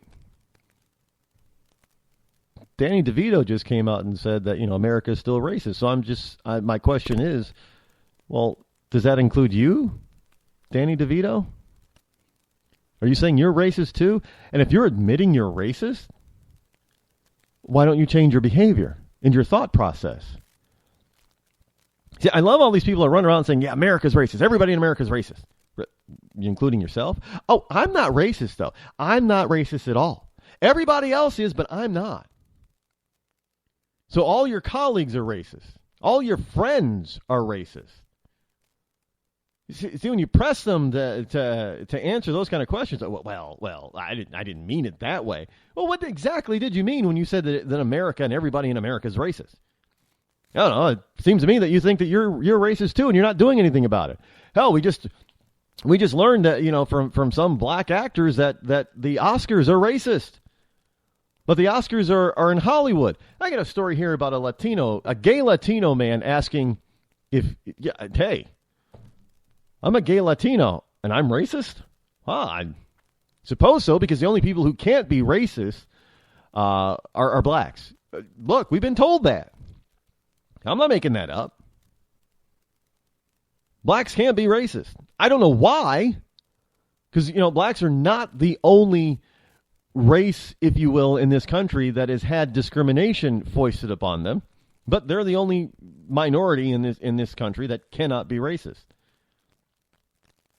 So my question is, I've often asked, well, if you go to Africa and you go to an African country and they have laws or programs or what have you, a society that despises and openly despises white people, does that make them racist? No, blacks can't be racist. But the blacks are the ones in power. They own the country. They're 95% black. The white person is the minority. Oh, white people can't be minorities. This is the kind of mentality that the Democrats in this country have foisted and have tried to export all over the world.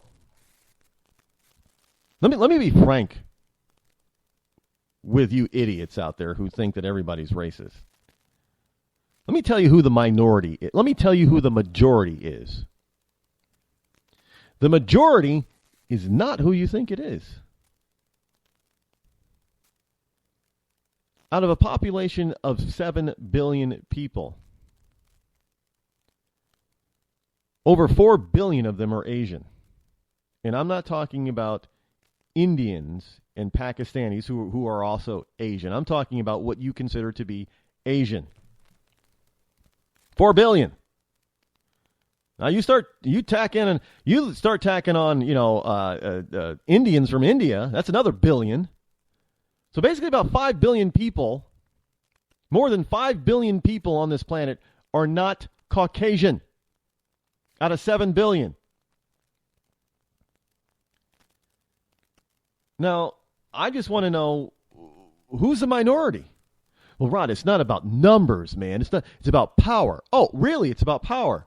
So if you're in that African country that's 95% black and that is run by blacks, and the whites are less than 5% of the population, the blacks still aren't racist because the whites aren't in power. We have lost this is why I say words mean things. We've lost the true definition of the word and meaning of racism and racist. Now all of a sudden, if you don't agree with somebody, you're a racist.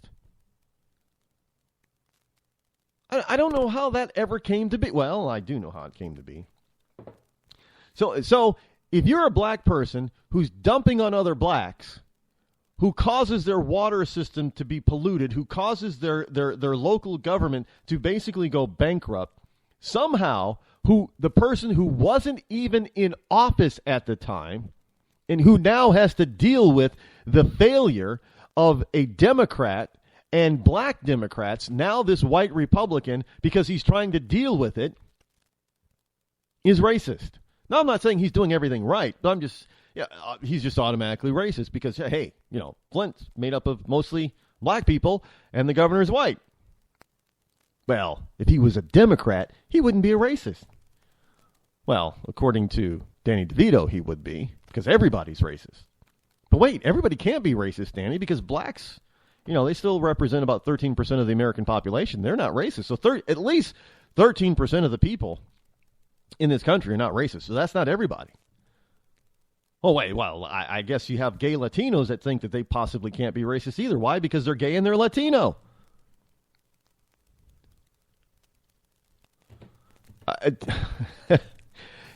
You understand how convoluted and ridiculous all that sounds,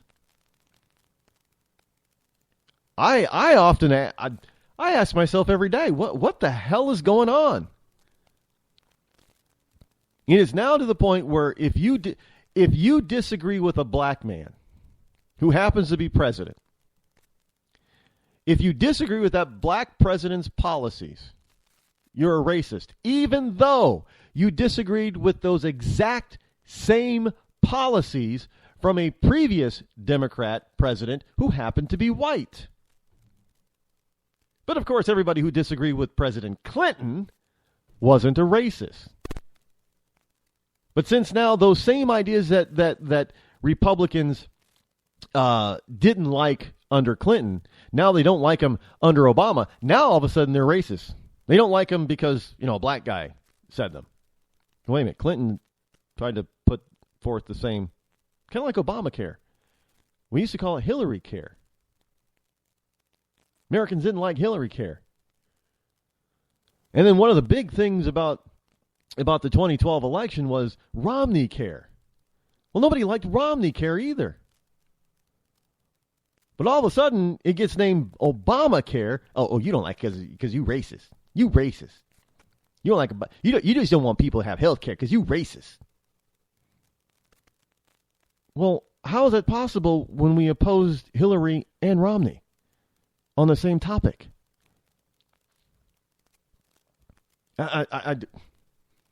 Folks, I don't understand how we get to that point where all of a sudden, when you disagree with somebody, they're going to the left is going to look at your skin color first to decide whether or not you have a legitimate gripe. Well, let me see now. Hillary Care. I mean, vast amount of Americans didn't like. It was so bad that even minorities didn't like the idea of Hillary Care. Even they were against it. No, but she was a white woman. They didn't like that white woman's ideas, though. Even blacks, Latinos, and Asians didn't like that white woman's ideas, but they weren't racist. No, they were just being selfish because they didn't want everybody to have health care. Y'all don't want people. You want poor people to die. You don't want poor people to have health care. Nobody said that they were racist. And then when the right side of the political aisle attacked Romney Care in Massachusetts, especially during the primaries, nobody said that all the whites and the blacks that were against Romney Care and all the Latinos that were possibly against Romney Care in Massachusetts, nobody said that they were racist. They didn't say they said again, you just want to go with the rich people. You want poor people to not have health care and you want poor people to die. That's what they said. So under Hillary or Bill Clinton. So under Bill Clinton and Mitt Romney, those people who are against those type of governmental expanded healthcare systems, they just wanted poor people to die. They didn't want to care for poor people. But they weren't racist. Then all of a sudden when Obama proposes the same damn thing, all of a sudden, oh no, it wasn't but we wanted poor people to die, that people who were against it, they didn't want, poor people were left out in the cold. Nobody talked about poor people then. It was all about, you don't like Obama because he's black. Yeah, you racist. You just oppose Obamacare because he's black and you don't like black people. You racist. Really? And so this is what we're getting from the New York Times editorial board on the total systemic governmental failure of Flint, Michigan when it comes to Flint's water crisis. Oh, y'all don't want us to get clean water from some other source because it's too expensive, and you say it's too expensive because you racist. Because if it were an affluent neighborhood or an affluent city with a bunch of white people, you'd be no. If it were an affluent neighborhood or an affluent city whether or not they had any black people in it or not, it wouldn't have happened because those people wouldn't have allowed it to happen. Because they wouldn't be taken advantage of by a bunch of Democrats. Let's make that clear. Do you think that those people that ran the city of Flint, those inside the Beltway types of liberal Democrats that ran Flint, Michigan, do you think they're drinking their water? Has anybody asked that question?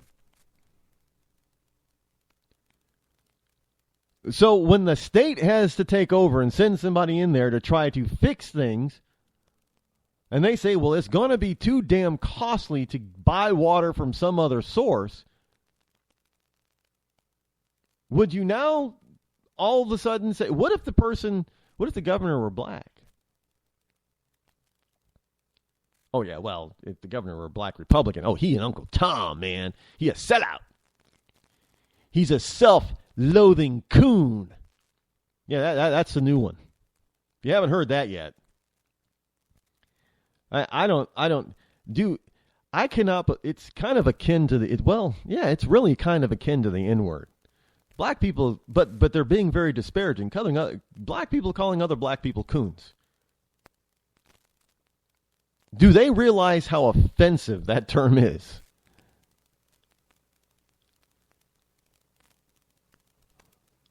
But no, I guess they don't because, well, maybe they do. That's why they're saying it. But they don't realize that they're disparaging themselves by calling one of their own a coon. Well, why not? Because they call each other the N-word. I don't. Because I understand where from that word and verbiage comes from and the meaning behind it. And there is no love when you say, hey, my N-word, what up, my N-word? No.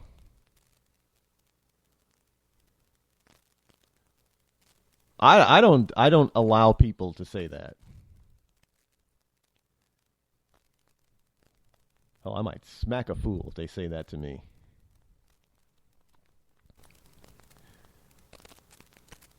But you got people running around talking about, well, this person is racist, that person is racist, simply because of why?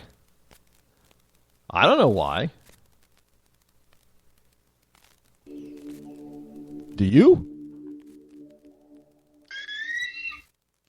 Give a man a fish and you feed him for a day. Sign him up for the Box of Bait Club and he'll never be hungry again. The Box of Bait Club is a brand new dream come true for every fisherman. Something new and different in your tackle box every month. Every month, another excuse to get outside and do what you love. Don't let this one get away. The Box of Bait Club is currently accepting a limited number of pre-orders with subscriptions starting at $39.95 per month. Find out more now. Log on to boxofbaitclub.com. I'm just so happy my father had a chance to see his kids before he passed. I just want to say thank you. When her father fell ill, the American Red Cross was able to help get Veronica's brother home from the Navy to speak to his father one last time.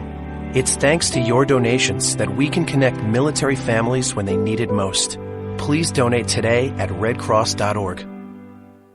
When our water heater broke down last month, it was a nightmare. It took 5 hours for the plumber to show up, and he charged us a couple of $100 just to come out. And then it cost another $1,800 to put in the new water heater. By the time it was all said and done, I felt like I'd been taken. But what else could I do? The smartest thing you can do is get a home warranty from American Residential Warranty. Their home warranties pay to repair or replace all your major appliances when they break, and they will break, and at the worst possible time. Call American Residential Warranty right now for free information on home warranties starting at just pennies a day. Don't wait for your refrigerator to stop running or your ceiling fans to stop turning. Call American Residential Warranty right now. Ask how you can save up to 50% on washer and dryer coverage. Just call 1-800-616-8010. That's 1-800-616-8010. Again, 1-800-616-8010. Call now. Are you tired of commuting to a job that makes someone else rich?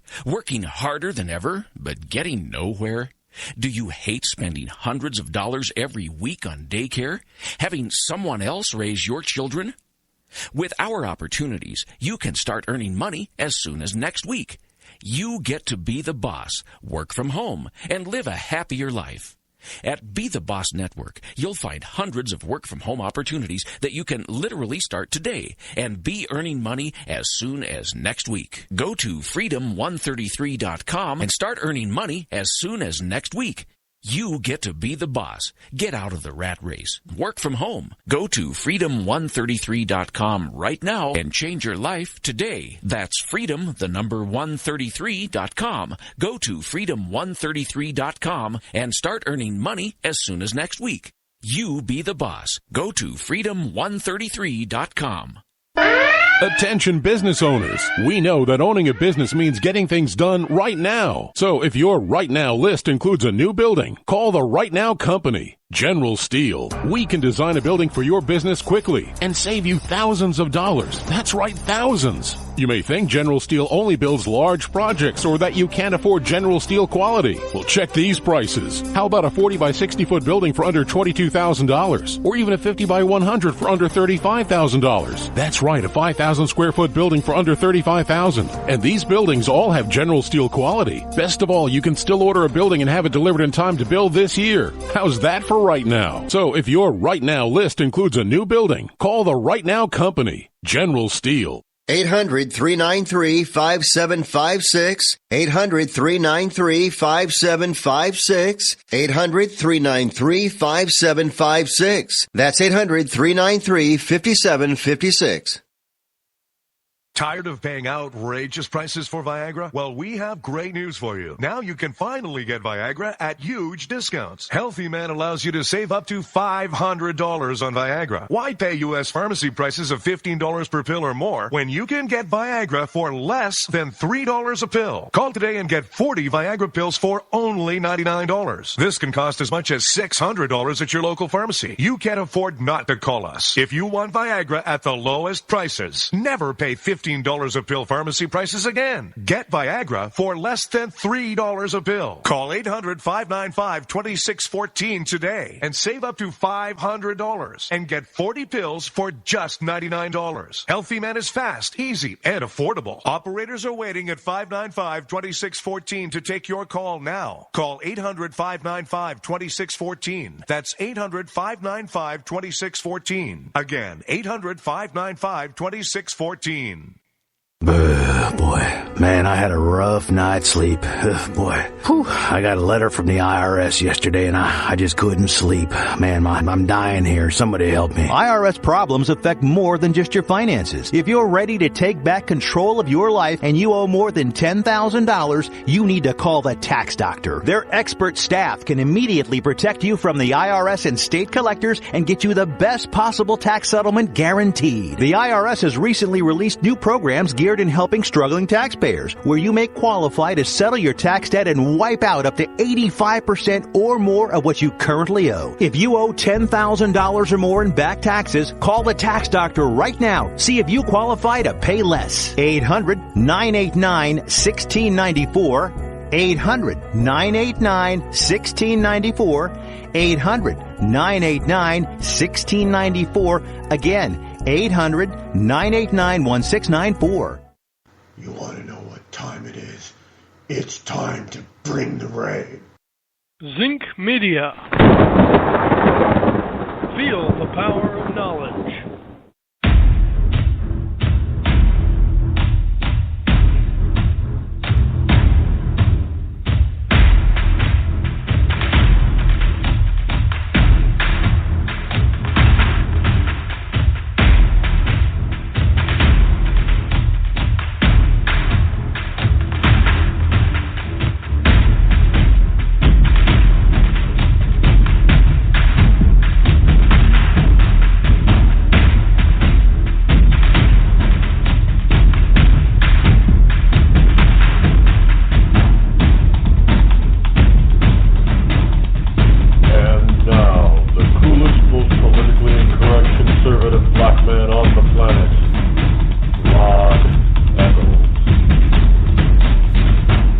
Good morning, my fellow Americans and fellow liberty lovers, as well as all you wonderful ecclesiastites out there across the country and globe. It is I, your lovable host, El Rod, coming to you live for hour number 3. Hour number 3. Fastest 3 hours on Internet Talk Radio. Can't believe we're in hour number 3 already. And still broadcasting live from my bunkerized home studio somewhere within the great granite state of New Hampshire, where the state motto is still, live free or die. It is not big government or bust. And yeah, I checked again this morning, and it hasn't changed. The call-in number this morning, as it is every morning, is 603-835-3224. Still getting a bunch of Trump supporters. Not gonna lie. Kind of like that they're calling in. Not getting any calls from any of the other candidates. Not gonna lie. Don't like that you're not calling in anywhere. Not just here. I don't understand how you can say that you support somebody, but you're too scared, chicken, bark, bark, to talk about them. You know, even Bernie Sanders supporters aren't afraid to call in. Well, they haven't called in here, but they're not afraid to express their opinion about Bernie. Why do you think Bernie is winning? You know, let's do the Charlie Sheen. Winning! I heard somebody say that once. Let's do the Charlie Sheen. So whenever anybody says, do the Charlie Sheen, you know what they're talking about. Hello, winning! Well, I guess you could say that Trump supporters are doing a Charlie Sheen, and rightfully so. CNN new poll, 41%. 4 out of 10 Republicans would vote for Trump. Now, we still got 13 candidates. Now, out of 13 total candidates, that leaves 6 people would vote for any of the other 12.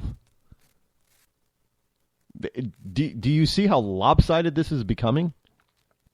Again, I'm not saying I'm endorsing Trump. I'm just saying, do you folks understand how lopsided this is becoming? Now, I know everything could change, and Trump could implode after Iowa and New Hampshire. I understand that things can, this is politics. Things can change on a dime. But what I'm saying right now is that things, even from the liberal standpoint, and liberals don't want Trump to be the nominee. Don't ever think that they do. They're just like the GOP. They don't want Trump.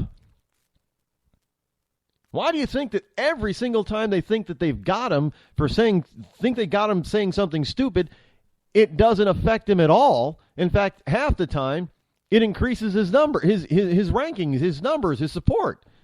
They're scratching their head. The lamestream media and the inside the Beltway GOP, the blue blood Republicans, they're all scratching their heads because they can't figure out how to stop this guy.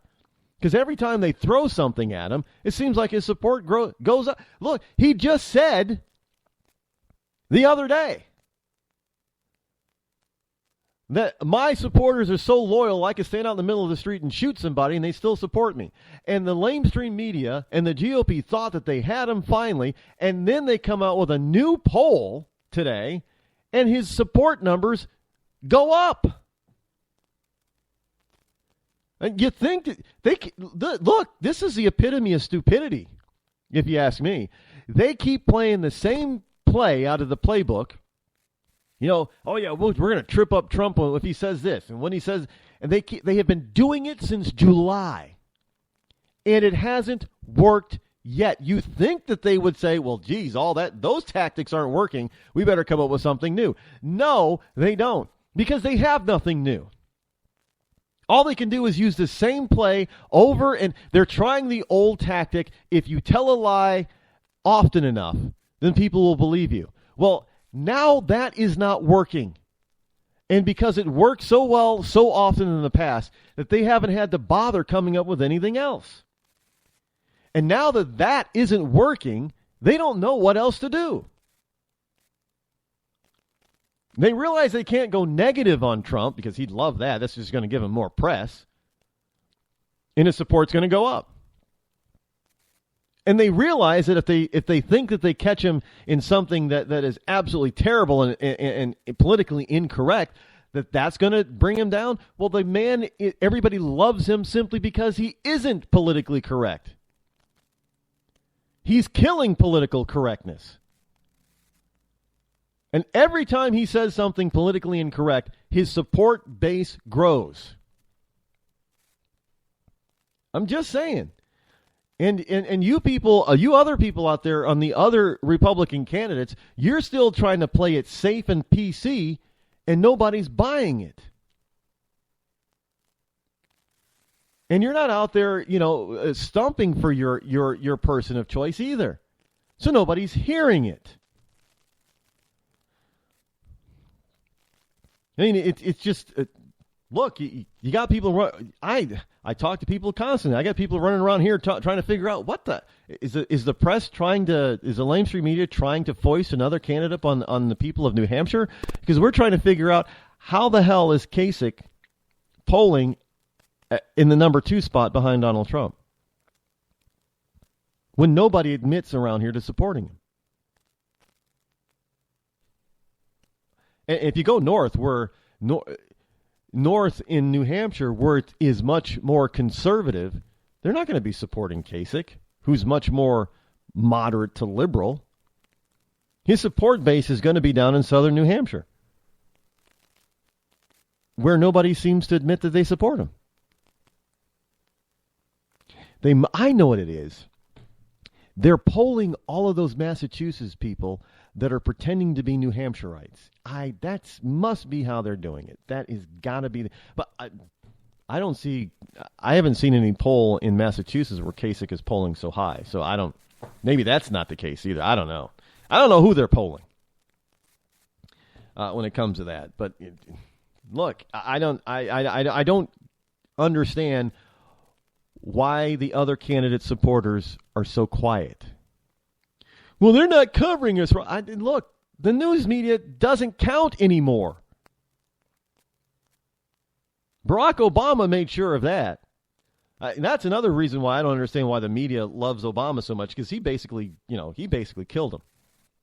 If the mainstream media was on life support in 2008, Barack Obama pulled the plug.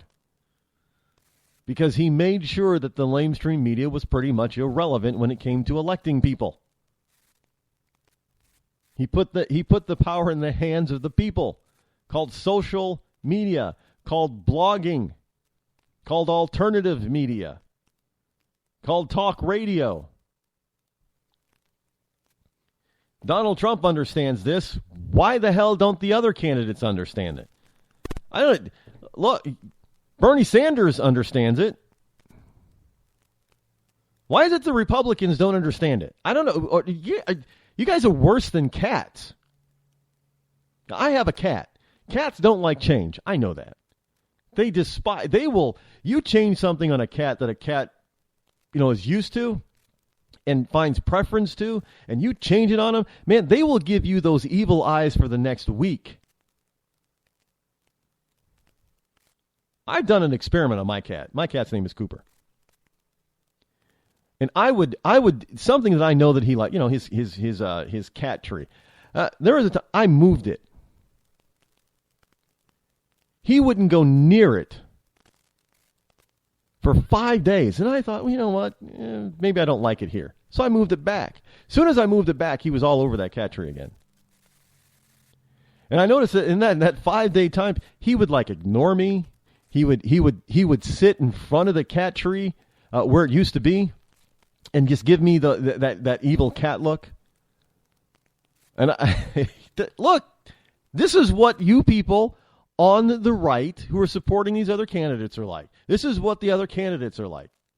They don't like change. They don't like the fact that social media, alternative media, has such power, but they're not going to use it. They're not going to utilize it to their advantage because they just don't like it. They're like freaking cats. Well, guess what?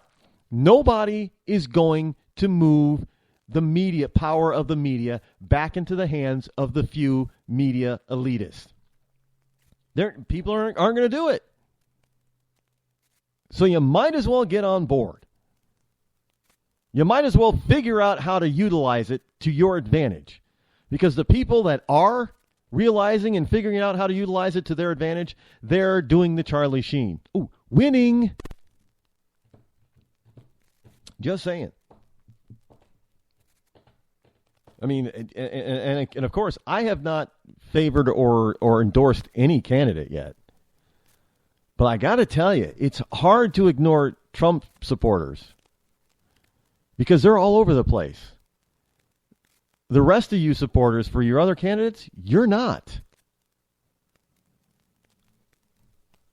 And you know what? You're going to be the reason why your candidate of choice loses.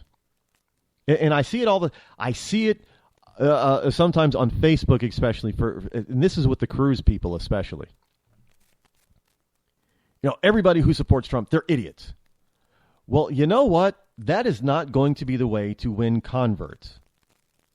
Because now you're talking about 40% of your electorate who likes Trump. And if you're going to call 40% of your voting base idiots, you're not going to win converts. It doesn't work. 4 out of 10 Republicans are supporting Trump, and you're going to call 4 out of 10 idiots. Yeah, we called Obama supporters idiots, too. Look how well that worked. That got him reelected in 2012, didn't it? Think you might want to try a different tactic as well? I'm just saying. That goes for, you Rand Paulites, too, out there.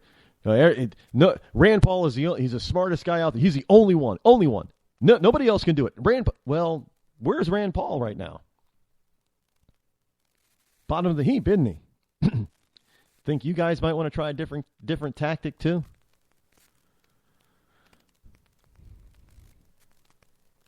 Everybody's trying to pile on Rubio because Rubio's starting to learn a lesson by all this. He's starting to learn and understand. Why do you think everybody's attacking Rubio? Because they're trying to keep him down where they are. Bush doesn't get it. Rubio is starting to get it, and he started to rise. I mean, but they're running into a brick wall because they haven't fully embraced it yet. They haven't fully embraced the alternative media sector yet. Do you think you're going to win it the old-fashioned way? Anybody who thinks that has already lost. And you won't be doing the Charlie Sheen by the time all the voting is done. The people who embrace the new ways of doing things and being able to reach people individually on a mass scale, which is social media, those are the people that are going to be doing the Charlie Sheen. Not those who are stuck in the old-fashioned ways of the 70s and 80s. It just doesn't work anymore. I'm trying to help. I'm trying to tell all you people who like somebody or love or worship another candidate other than Trump why Trump is winning and you're not. Because I know some of you, the first thing you're going to do is you're going to go on social media and bash me. Well, I'm not the problem. You are.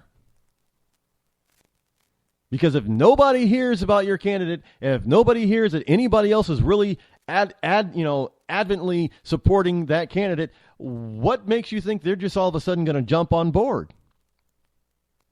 Doesn't work that way. So I'm trying to help.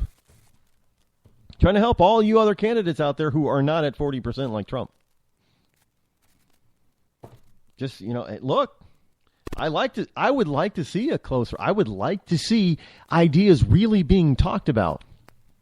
I would like to see, the races tighten up so people really understood and started talking to each other and telling different and giving different ideas to make the candidates better. Because right now we got one giant, big guy at the top. And all we do is have a bunch of supporters of these other people attacking Trump supporters.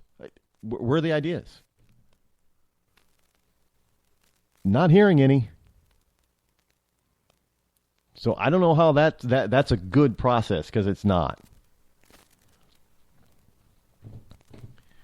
This, I'll give Christie this. Christie's at the bottom of the polls too, but his TV ads that he's been playing here in New Hampshire, and his radio ads, they haven't been negative. They have been talking very positive about what he believes and his good record in New Jersey. The only problem with Christie is right now is that his supporters are not backing him up because they're not talking up his positive message. Look, if you want him to go somewhere, you better start speaking up because Trump people are speaking up. And I've noticed that they're not really bashing other candidates. Wait, Trump supporters aren't bashing other candidates and other candidate supporters.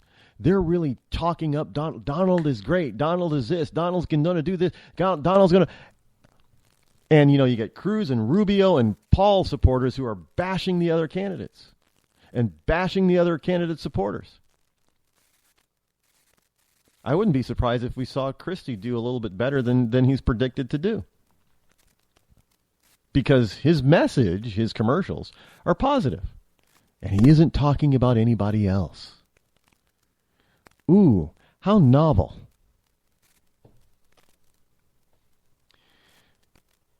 New York Times again. This is the same newspaper that just had a editorial about a white Republican governor being racist because of what black liberal Democrats did. Yeah. From the Deal Book section, a piece by Andrew Ross Sorkin. Again, this sort of flies in the face of what Bernie Sanders has been talking about. I played you one of his ads yesterday. Took it apart. Will they like me? No. But will they begin to play by the rules of our president? You better believe it. He just comes across as being angry and grumpy. A tidal wave of corporate migrants is seeking tax shelter. Wait, what? Tax shelter? Google is right now is in the middle of a lawsuit with the United Kingdom government over taxes. The interesting thing is that the UK has been investigating Google's tax practice for a decade. And they can't stop them. They're accusing Google of using legal loopholes in the United Kingdom to shelter some of their income over in Ireland, where the corporate tax rate is lower. You would think that if Google was actually doing something so illegal and so onerous and heinous that it wouldn't take them 10 years to bring Google to justice. But it's all about tax money.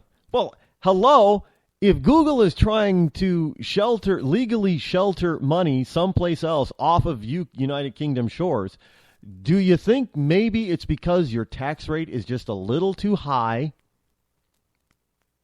Kind of like the United States corporate tax rate. We talk about all these corporations that are moving offshore. Or they, like Apple, refuse to bring billions of dollars that they made offshore into the United States. And they refuse to do so because they know they'll lose probably about 40 to 50 cents on every dollar when they bring it in. Why would anybody do that?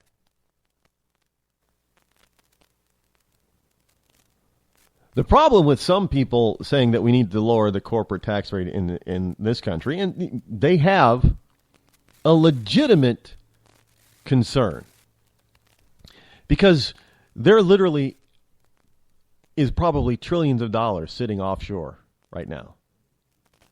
And that if they lowered the tax rate, that could cause them all to bring in, billions and billions and billions of dollars and overwhelm the economy, and we could probably have inflation because things would just boom out of control. I understand that could be a legitimate concern. It's economics 101. It's legitimate. But the problem is that fear cannot keep you from moving towards lowering the corporate tax rate to entice them to start bringing their money back on shore. I mean, that's just well, geez, if they bring it on shore, then we could have a booming economy that we can't control for a while. Might have some inflation. Versus, everybody's out of work. Government deficit keeps going through the roof. Debt keeps going through the roof.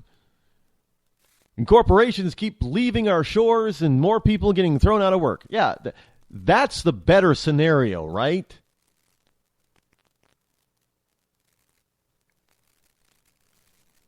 I mean, it's just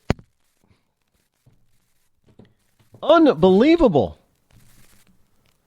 It's basically out of pure jealousy. Somebody has more than somebody else, and that, according to Bernie Sanders, that can't be right. That's just not right that somebody has more than somebody else. You can't in America. You can't have that. I mean, it's just terrible that somebody else would have more than somebody else. And it's terrible that somebody actually works hard to get, in this day and age, it's very difficult, although some people do steal it because they, it's called fraud, but they eventually get caught. But most of the time, it's about somebody providing a product or service that a lot of people want to willingly give their money up for, in exchange for. I mean, how is that so bad? It's not bad. It's the way it's the way the world works. But when you start wanting to take something from somebody else, especially when it does not and is not going to assist you in any way, that's just called plain jealousy.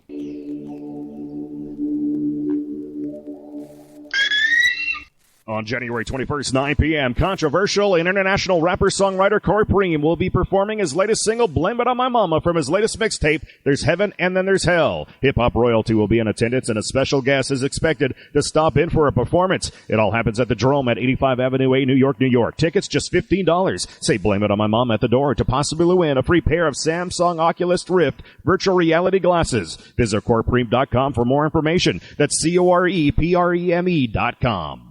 When our water heater broke down last month, it was a nightmare. It took 5 hours for the plumber to show up, and he charged us a couple of $100 just to come out. Then it cost another $1,800 to put in the new water heater. By the time it was all said and done, I felt like I'd been taken. But what else could I do? The smartest thing you can do is get a home warranty from American Residential Warranty. Their home warranties pay to repair or replace all your major appliances when they break, and they will break, and at the worst possible time. Call American Residential Warranty right now for free information on home warranties starting at just pennies a day. Don't wait for your refrigerator to stop running or your ceiling fans to stop turning. Call American Residential Warranty right now. Ask how you can save up to 50% on washer and dryer coverage. Just call 1-800-616-8010. That's 1-800-616-8010. Again, 1-800-616-8010. Call now. Did you ever look at the stains in your coffee cup and then realize that's exactly what happens to your teeth? Power Swabs is the 5-minute solution to get your teeth white without visiting the dentist. This is Ben Gordon with Power Swabs, and if your teeth are stained from coffee, tea, or smoking, all it takes is 5 minutes with Power Swabs. In 5 minutes, you'll see an average of 2 shades whiter teeth, and in 7 days, 6 shades. It's clinically proven to whiten natural teeth as well as caps and veneers. The secret is a tooth detergent that was developed by Dr. Martin Ginniger that lifts stains off of your teeth. Best of all, there's no messy strips or trays that you have to leave in your mouth for an hour. Just swab your teeth for 5 minutes and you're done. To try Power Swabs risk-free, call 1-800-291-5140. That's 1-800-291-5140. I guarantee your bright white smile will have your friends talking about how great you look. Try it risk-free today. 1-800-291-5140. That's 1-800-291-5140.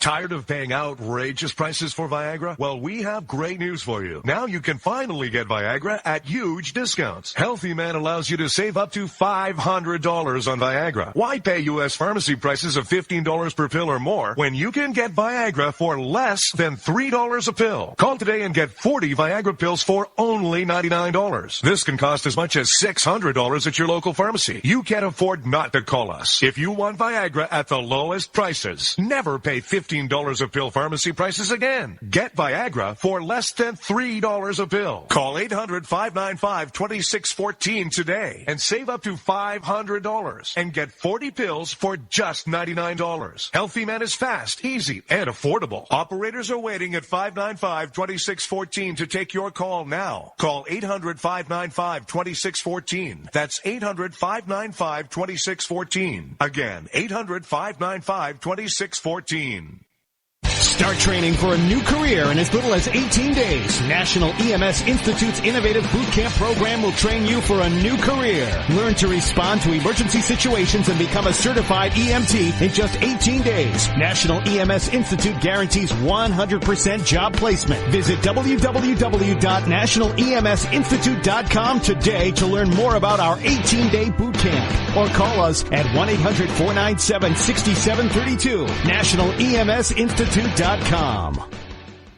When you're ready to take the edge off a hectic day, I suggest you start with a little music from Franz Black. I guess there's lots of ways to look at things that don't seem right. No Worries has just been released on iTunes and Amazon. It's gonna be alright. You can find Franz Black and his music on his website, friendsblack.com. F-R-A-N-Z black.com. It's gonna be alright.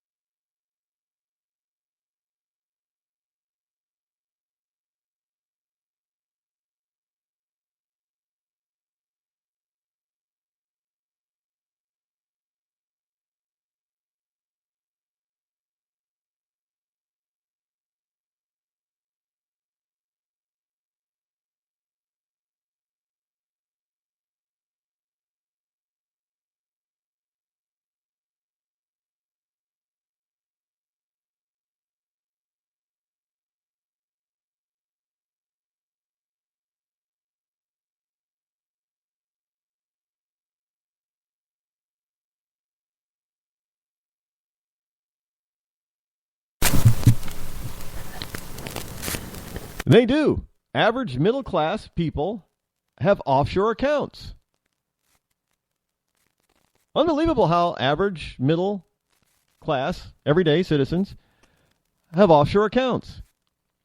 Because they spent some time overseas, worked overseas, earned a lot of cash, either low tax or tax-free, duty-free, if you will. And there you have it. They leave it over because they know if they bring it all back, they're going to get hammered by taxes. And you have to understand that if I understand the tax code and the tax system and paying your taxes properly, which I am not claiming to be an expert on taxes by any means, because that stuff is just too complicated. It's why you hire people who supposedly know this stuff. But from what I understand, and if somebody's a tax expert, please correct me if I'm wrong. But from my investigatory skills, from what I've learned, what I do believe is the case is that if you are working overseas for a foreign entity and you're not paying American income taxes, then, of course, you get to come into the United States, and when you come to the United States, not only do you have to pay your income tax, but you've got to pay all the payroll taxes as well. You have to pay payroll taxes. So, and when you're paying the payroll taxes, you're not just paying your portion. You also have to pay your employer's portion. Now, that's my understanding of the tax. If I have that wrong, somebody please correct me. But it's a very complicated thing, and I do believe that's the way it works. But when it comes to corporate taxation, we still have one of the highest. I think we're number 2, right? Or we may be number 1 now. The highest corporate tax rate in the world. Ireland did something a while ago. They lowered their tax rate. I think it was at 12.5% now.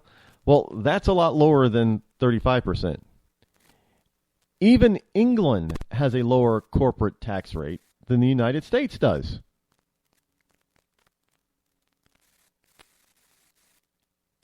Even England does.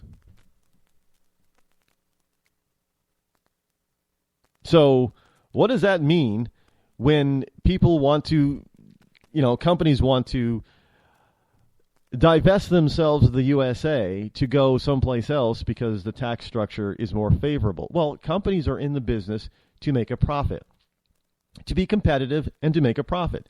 They're not in the business to pay taxes. I know these wonderful liberal Democrats like you to believe and think that, hey, companies are in the business to employ people and to pay taxes. No, they're not. They're in the business for one thing and one thing only. They're a for-profit concern. They're in the business of making a profit. Because without that profit, they can't stay in business. And without that profit, they can't keep paying people. They can't keep people employed. They can't keep paying the taxes. They will go out of business. And thus, nobody will get anything. Not even the CEOs. Which is something that people fail to realize and understand sometimes. And it's just, rotten frickin' razza-frackin' excuse me for a second. Now, I don't know why that would do that. Single person here again, running the switchboard. Why something would automatically... I'm not even touching wasn't even touching the keys. See, it's got to be that Microsoft stuff. God, I'm not even... and there's a configuration that changes right in front of you. Do you want this to, pops up? Do you want this to access or change that? I'm like, no, I didn't ask you to do that. Here's another note to software developers. Stop developing software that thinks it's smart, that interrupts you while you're in the middle of doing something. I know there are some software engineers that listen to this program and listen to other programs because, I hear you out there. Make a software program that doesn't interrupt you. It's kind of, one of the most annoying things, which is why when you go to my website, rodeccles.net, you don't find pop-ups or pop-unders. That is one of the most annoying things I don't care if it's to ask you to join their email, to subscribe to their free newsletter, whatever it is. One of the most annoying things to me, and is very frustrating, and actually a lot of people have complained that it locks up their computer, especially if they have an older one. It's annoying. And I know they all say that it works. I don't believe it really works. Sometimes you don't really have a choice. If I go someplace and I get a pop-up that says, well, do this or do that, and you try to get rid of the pop-up and it doesn't go anywhere until you enter your information, I leave the website and I never go back. Because it's annoying as hell. If I want to get regular info from you, or if I want to buy something from you, I will do it.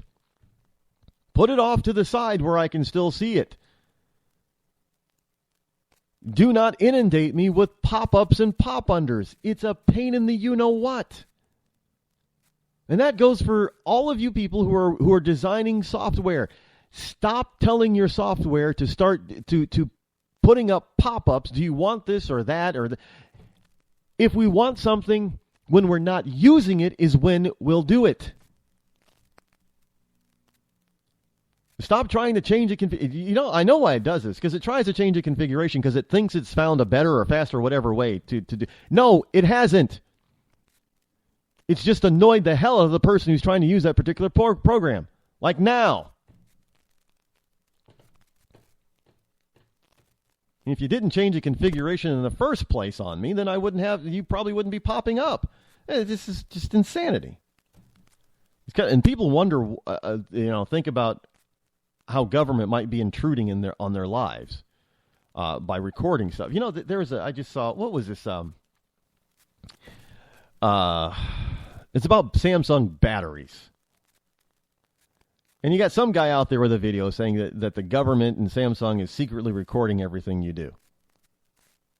And of course, it was, I guess, the conspiracy got big enough that somebody had to do a rebuttal to it. No, it has to do with the point of pay type of system now, like Apple Pay and Samsung Pay.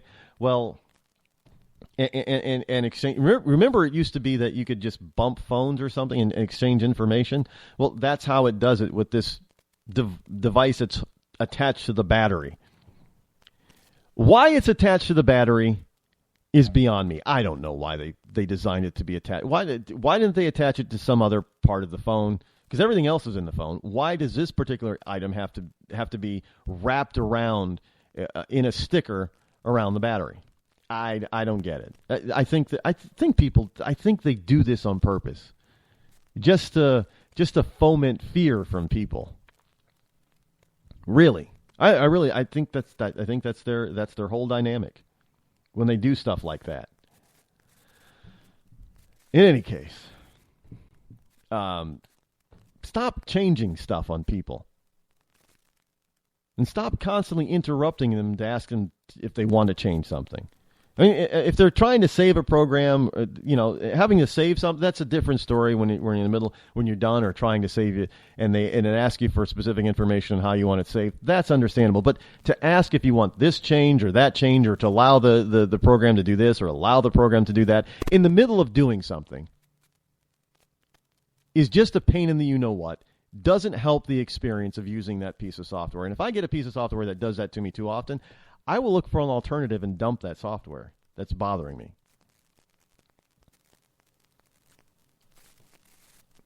And I've been known to do that. And maybe I'm not the norm. Maybe I'm not the norm when it comes to that kind of stuff. But when stuff does not go the way I expect it to go, especially if I'm paying for it, I get very irate. And I look for revenge. And my revenge is to drop your product or service as quickly as I possibly can. By the way, I'm still waiting for Fios to come out to Concord. Hello, is anybody paying attention over there at Verizon Fios? Get your butts in gear and wire more than just downtown Manchester. The rest of the state wants Fios too. I would love to be able to drop my cable ISP, but I don't have a choice at the moment. So, get on that. Will you, people? It just, one of the best things to be able to, is competition. Being able to have free competition in the market. Now look, we got it in politics. People are competing against each other, trying to get your vote. It works in business too. Even nonprofits compete. Let me give you an example. When I want to donate stuff now, because of things that I have learned, the only place I will give my sellable items, donate my sellable items to, is the Salvation Army. Well, because around here, we've got two choices, basically. Well, you got a third choice if you want to, give it to a small operation. It's called Families in Transition. And I have questions about their operation. But, I've heard good things. But they're inconvenient to go to because it's difficult to drop stuff off for them. They need to make it simpler and easier for people to drop off donations. But the only place I donate my sellable items to that I no longer need or want, instead of throwing them away, if it's trash, I do throw away the trash. I don't take my trash to the Salvation Army. I know some people do that. And I listen whenever I go in there to drop stuff off, I hear them complain about other people just dropping off trash. I mean, come on, throw your stuff. If it's trash, it's trash, throw it away. But I won't go to Goodwill. I've learned too many negative things about Goodwill. So I won't give my donatables to Goodwill anymore. I only go to Salvation Army. And if Families in Transition made it easier to donate, I would donate to them too. But I don't when people want to give you stuff, why do you make it difficult for them? I don't understand this kind of stuff. It drives me insane. There's competition out there in everything. Unless of course the government says you can't have competition. If the government has a government-sponsored monopoly on something or allows a government-sponsored monopoly, then that's a different story. Kind of like cable. Had government-sponsored monopolies. They still have government. You can still only have one real cable company per area. I mean, you can't have Comcast and Cox Communications and Time Warner competing in the same marketplace. I mean, they have to do something alternative. They got to be like AT&T and Verizon Fios. They got to bring it in some other way than cable.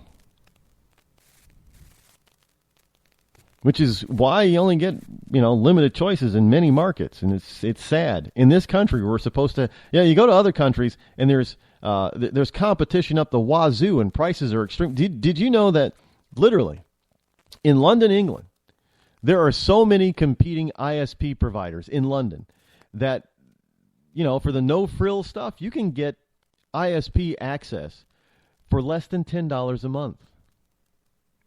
I think it's like $5.99, whatever, £6, which is roughly $9 or so.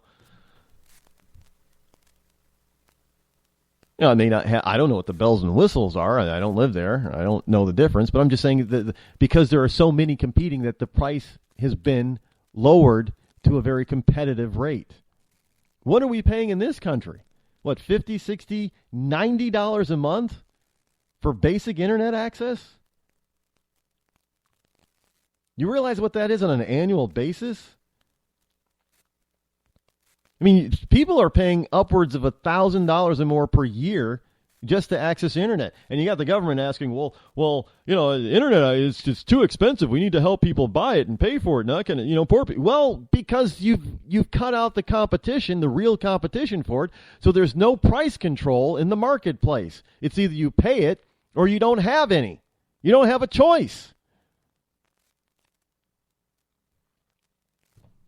Kind of like tax. Well, these companies have figured out that they've got a choice. Do they want to stay in the United States and pay the stupid high corporate tax rate and be threatened with more taxes from people like Bernie Sanders and other Democrats? Or do they leave our shores, taking those corporate headquarter jobs with them to another country that is more favorable as far as taxes are concerned, where they're going to save a bundle of cash by not having to pay the tax? Well, it's a no-brainer. You're going to find your way to move offshore. I mean, for goodness great, how is that so difficult to understand? Competition is not just within our borders, it's worldwide now. Governments are competing with other governments for tax dollars. Hey, we're going to charge you a little bit less. So with the hopes of, instead of having, like, say, for rough numbers' sake, 100 companies based here, that we're going to have 1,000, which means we're going to have a larger tax base and more tax revenue. But where are we going to get it? Well, we're going to have to entice them from the United States, of course, because we're going to lower our tax rate lower than the United States. We're going to make it easy for them to move here. And that's what happens. Which leads me to this last story for the day. CBS News has a story that Americans hate the U.S. government more than ever. That's not a news flash. But they're saying that, there's a handful of industries that love to hate. Types of businesses such as that industries that Americans love to hate, like cable television companies. Well, I just talked about internet service providers. Just talked about it. The federal government has joined the ranks of the bottom of the barrel industries, according to a new survey from the American Customer Satisfaction Index. American satisfaction level in dealing with federal agencies, everything from Treasury to Homeland Security, has fallen for a third consecutive year, reaching an 8-year low. Americans hate their government. Hell, we see new TSA abuses almost daily. We hear about the IRS targeting innocent people almost daily. Homeland Security, the news coming about what they're doing to our privacy or lack thereof, almost daily.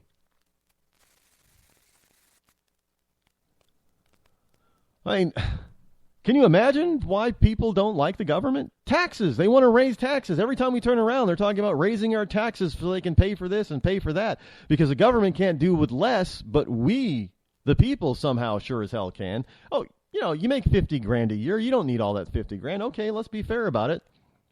I'll give you $5,000 in taxes and I'll keep $45,000. Okay, that's good. Until the next year comes around. You know what? We actually need $5,000 more from you.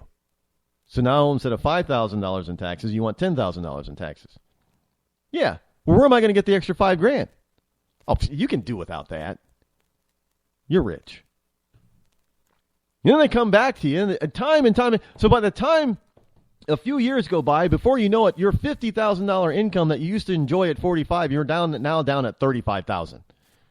And you're wondering how the hell that happened. And you're not getting anything for it. But this is why people don't like the federal government. That, for a whole host of reasons, to trashing their rights that were guaranteed, protected by the Constitution. Oh, yeah, screw the Constitution. That's an old document. It doesn't mean anything anymore. You don't need this, and you don't need that right, and you don't need that right. But, we're going to decide what you need and don't need. We're going to decide how much you can live on. You want to go to work? Sure, go to work. We're just going to bankrupt you. Right now, folks, what's going on is the federal government is not doing something that we call the Charlie Sheen. It's not winning. It's not winning at all.